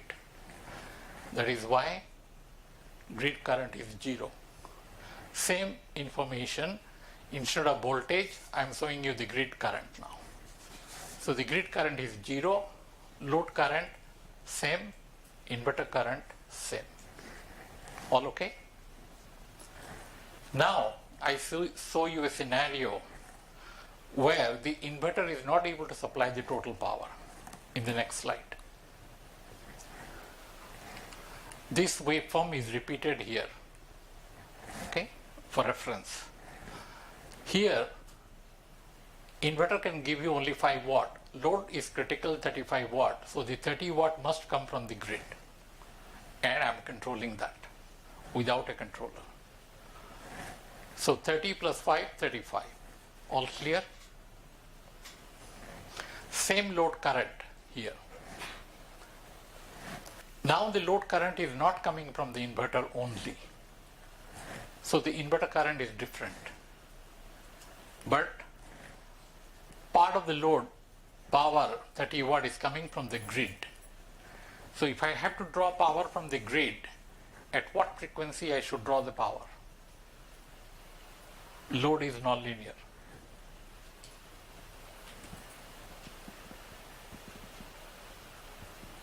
Is my question clear? Load is nonlinear. It has fundamental component, it has harmonic component. So I don't have enough power in the grid. Sorry, I don't have enough power in the inverter. So I'm drawing from the grid. If I draw power from the grid, should I draw both the fundamental component of the current and the harmonic current, or I should draw only the fundamental component of the current? Both. Why we should draw both? If you draw both, then the harmonic current must come from the power plant, from the grid. Then the RMS current goes up. I square R loss goes up. So, what is the answer? You should buy or you should bring power from the grid only for the fundamental component of the current, not the harmonics part. Are you getting my point? So, I draw the grid current, whatever value it is, to meet that 30 watt at this voltage is the fundamental component of the current, 50 hertz. But the load requires nonlinear current, harmonics. So that harmonic part of the current is locally coming from the renewable energy source. I add up both at the point of the common coupling, and then that gives you the total, thank you, that gives you the total load current. Load should not be disturbed. Are you getting my point? I don't have a controller between the grid and the load, but by bringing in intelligence into the inverter control, I frame the current drawn from the grid to be only fundamental, and that is what you see here.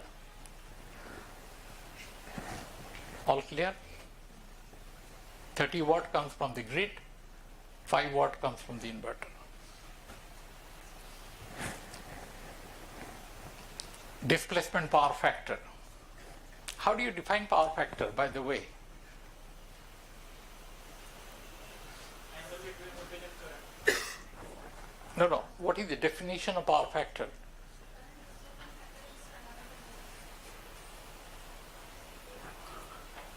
You are talking about cos phi. Phi is the phase angle between the voltage and the current. In power electronics, CDF into FDF. What is FDF? What is CDF?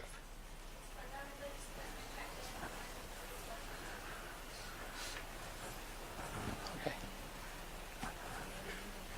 Sorry. Yeah, I will. Okay. It's called displacement power factor multiplied by the distortion factor. If distortion factor is IH by I1, if no harmonics, distortion factor, IH and I1 will be the same, basically. The other way wrong. And it is the displacement power factor. So cos phi is the displacement power factor. So that is 1. Why? This is 0 crossover of the current, 0 crossover of the voltage. So the voltage and the current are superimposed. No phase difference. Phi is 0, cos phi is unity, displacement power factor. Okay. I skip this. This is a steady state waveform. You may ask that what happens during the transient. This is the transient. 0 power, 0 var. Suddenly at this point, I decide to switch from 0 power drawn from the grid to 30 watt. Then the system is stabilized. Everything is under control during the transient state. Clear? This is same thing, 10 watt to 30 watt.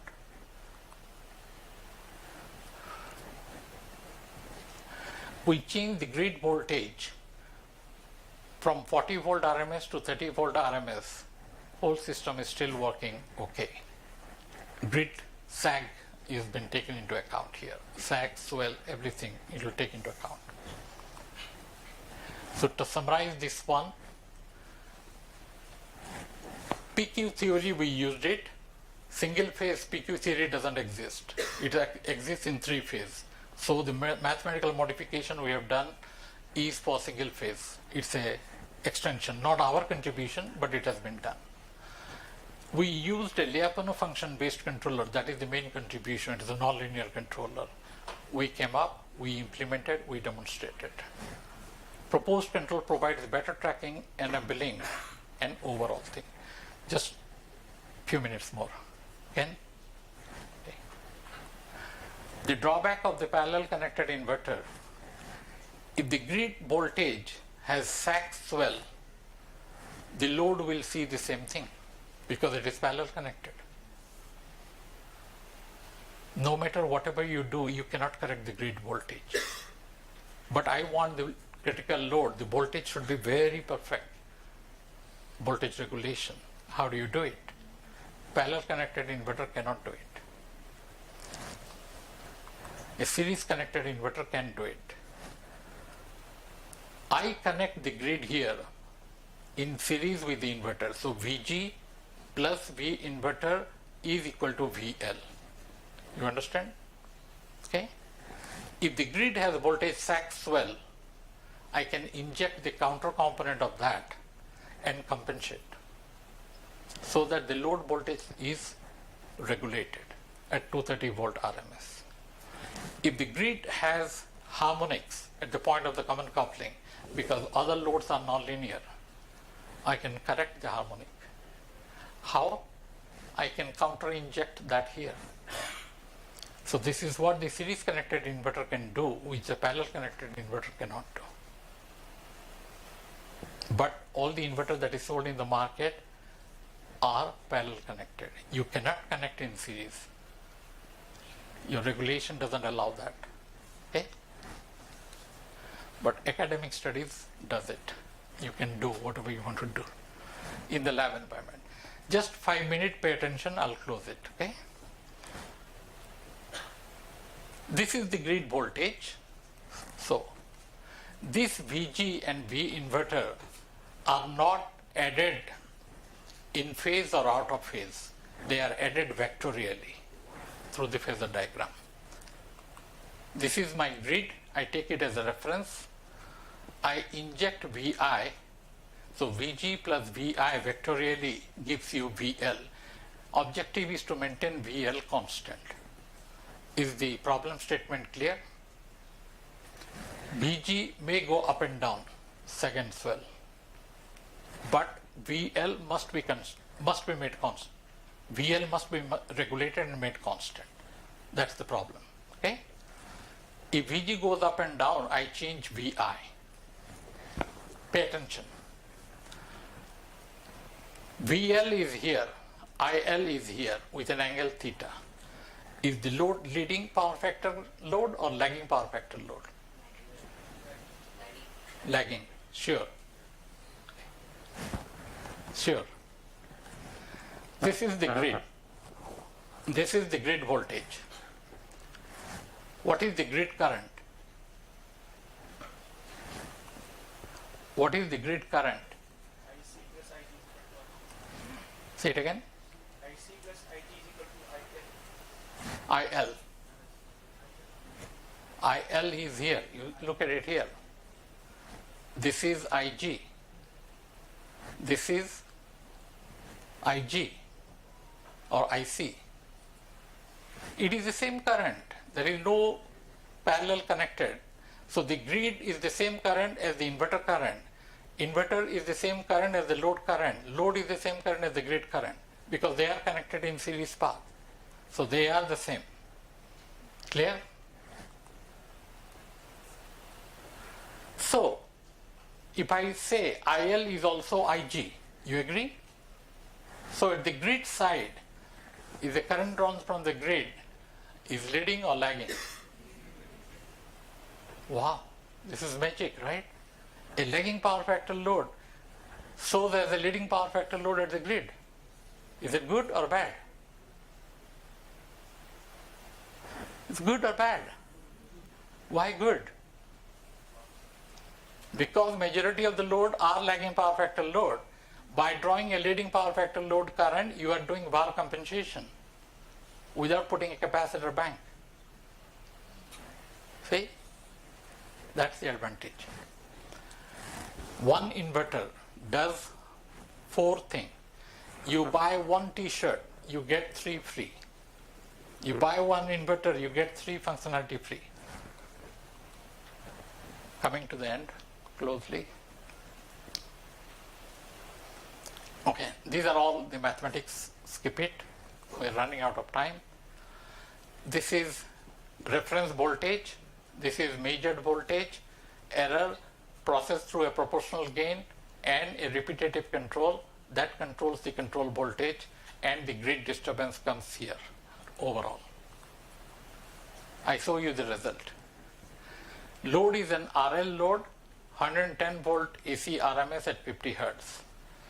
Load power is 77 watt. Inverter is providing 50 watt. Grid is providing 77 minus 50, 27 watt. This is the grid voltage. I want the grid voltage to be, load voltage to be regulated at 110 volt RMS, but the grid has 18% sag, 90 volt RMS. But inverter produces this voltage. So this inverter voltage plus the grid voltage together, this is what is called backup power supply. It failed. Grid failed. Sorry. So I maintain the grid voltage to 110 volt RMS. Even if, I maintain the load voltage at 110 volt RMS where there is a sag of 18% in the grid. Achieved. Clear? Why there will be sag? It may be swell. This is 130 volt, 18% swell. Oh yeah, sorry. Yeah, not bad. This theta, the load current and what is that? And the load voltage, theta is 18 degree, lagging power factor. But gamma, with respect to the grid voltage, the current, what is IL? IL is 63 degree leading. That's the leading power factor with respect to the grid. Sag, swell, I can do that, both. Now is the beauty part of it. If the grid is corrupted with 36% deep in the fundamental grid voltage, 50% third harmonic, 30% fifth harmonic, blah, blah, blah. In reality, the grid voltage is never so bad, at least in Singapore. But we test our algorithm or our controller to the extreme case. As the students get excited, I can do it.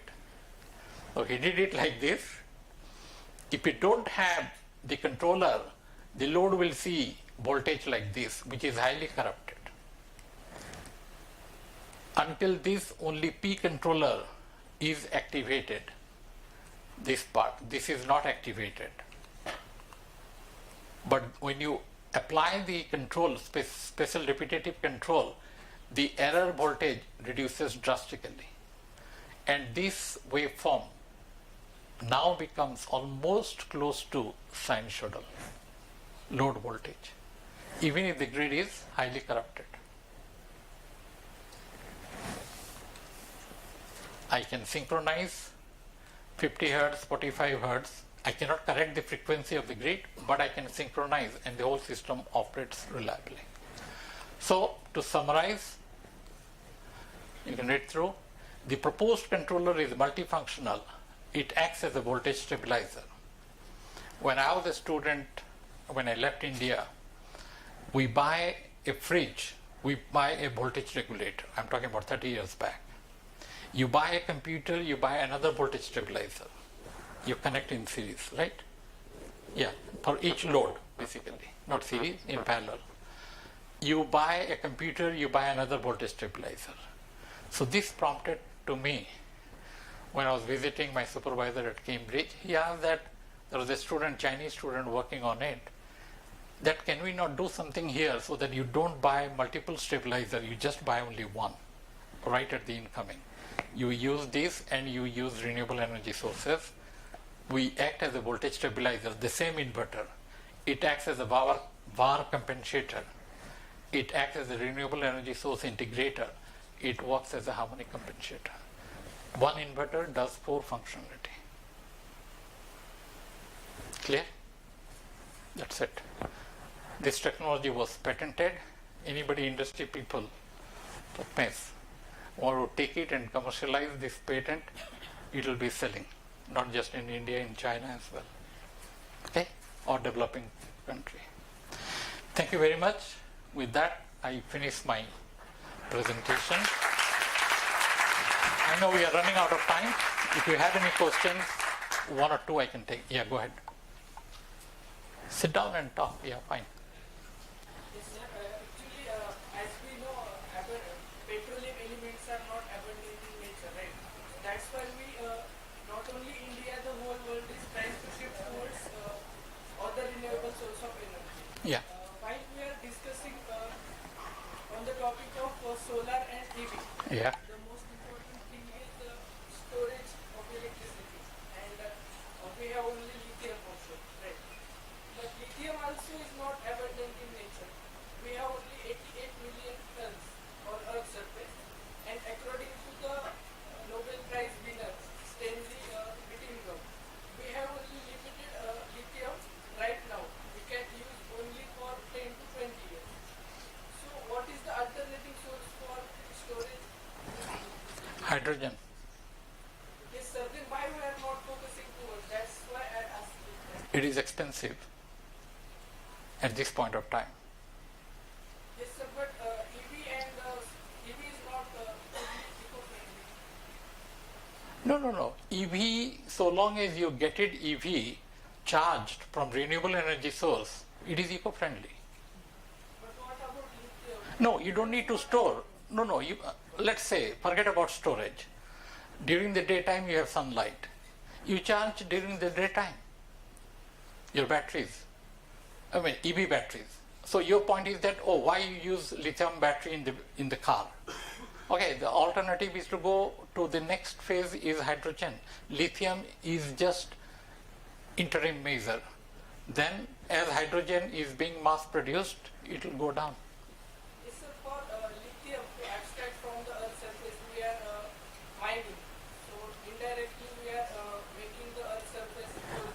Yeah, so you go for hydrogen, then you don't go for lithium. Yes, sir. It will happen. Okay? Indirectly, EV is not best for approach. No, I won't say so. Your energy that when you break the conventional vehicle, you are wasting your energy in the brake shoe pad. When you are braking in an EV, you are regenerating that and feeding back. So you are saving, your efficiency is much higher. That's why you see, right, an IC engine 2-liter car may be giving you about 10 kilometer per liter. A hybrid car will give you 22 kilometer per liter. The fuel economy is twice using a hybrid, and you go full electric, it is even better, provided you get it charged from a renewable energy source. In short, that's the answer. Okay? Yes. Sure. Yeah. Thank you very much. I have a question that you are planning for 60,000 plus charging stations. So at present, what kind of grid you have? How much is coming from the renewable and how much is coming from the conventional? That's a good question. At the moment, 400 megawatt peak comes from renewable. What percentage of that goes for the charging, that is yet to be worked out. But we are buying electricity renewable from Lao PDR hydro, and we are getting it through the ASEAN grid into Singapore. But there is a very valid question there, which I asked just last week. Somebody from the Energy Market Authority was giving a lecture. You are saying that you are buying renewable energy from Lao PDR, which is hydro, but it is coming with the existing grid, not a dedicated line. How do you make sure the electron that you see in Singapore is green or brown? They are faking it, honestly speaking. That you cannot differentiate between a green and a brown electron when it comes to the grid. You have a dedicated line, yes, you can do that. And people are publishing paper that there is a differential tariff. If you buy a renewable energy source, the user is going to pay 10 cents more per kilowatt hour. But in reality, you don't know where it is coming from. So why you pay 10 cents more? So there is a lot of hype going on. People talk about net zero. What do you mean by net zero? Net zero means whatever energy you consume within the building must be produced on site. But they are saying that no. Or Meta will say that, oh, I consume this much, but I buy electricity in Finland or in Holland, but I use it in Singapore. In Singapore, you are not producing it. Yes, the debate is, planet is warming up. Whether I buy it in Singapore or I buy somewhere else and use it for Singapore, or for that matter, I am pumping in renewable energy, climate will less get warmer. That point I buy, but you pay 10 cents more because it is green. That's stupidity. I'm also convinced with the statement that we can really operate the grid, even if you have a very huge amount coming from the Renewable. But unless you have the potential and especially coming from storage and the response time of the storage, when power electronics is going to play very vital role, it seems to be a little bit difficult. And you have already No, why you say difficult? because of the cost. Cost is one factor. Cost of the storage. Yeah, but I'm not blaming on power electronics technology. yeah, so there it can act in millisecond. But The cost part. the cost part. Yeah. Let's go for the cost. Yeah. Last 10 years, the storage cost has gone dramatically down. Perfectly, I'm quite convinced, but my question is, as you are aggressively going for, Renewable. you must have some plan to go for the storage technology. Yes. So which storage technology you are in 10, 20 years. Hydrogen. Maybe by 2020. Hydrogen. Different forms of hydrogen, it is hydrogen. So Singapore is pumping in lots of money in hydrogen storage. So we should deviate from battery to Yeah. hydrogen. That's what Yeah. We are doing a feasibility study for Equinix. It is a California-based company for data center they build. Data center power supply, backup power supply, about 1.2 megawatt. We are comparing hydrogen with another linear generator where combustion doesn't take place, but it produces green electron, but the cost is high, versus diesel. Diesel to be taken out, battery will be taken out, hydrogen plus or alternative energy source, that part. Can I have one? Depends on the administrator. No, stop. Stop. We can talk outside. Yeah, we can. Thank you very much for your presence. I really appreciate it and seeing a wider audience. Thank you.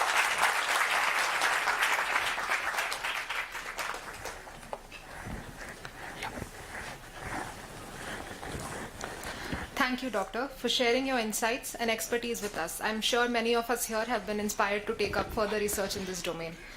We are extremely grateful that you could spare time out of your busy schedule to deliver this lecture here today. I would also like to thank IEEE Pune section for organizing this event.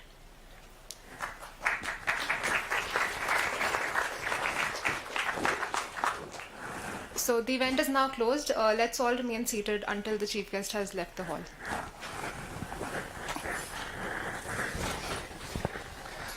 I leave it here.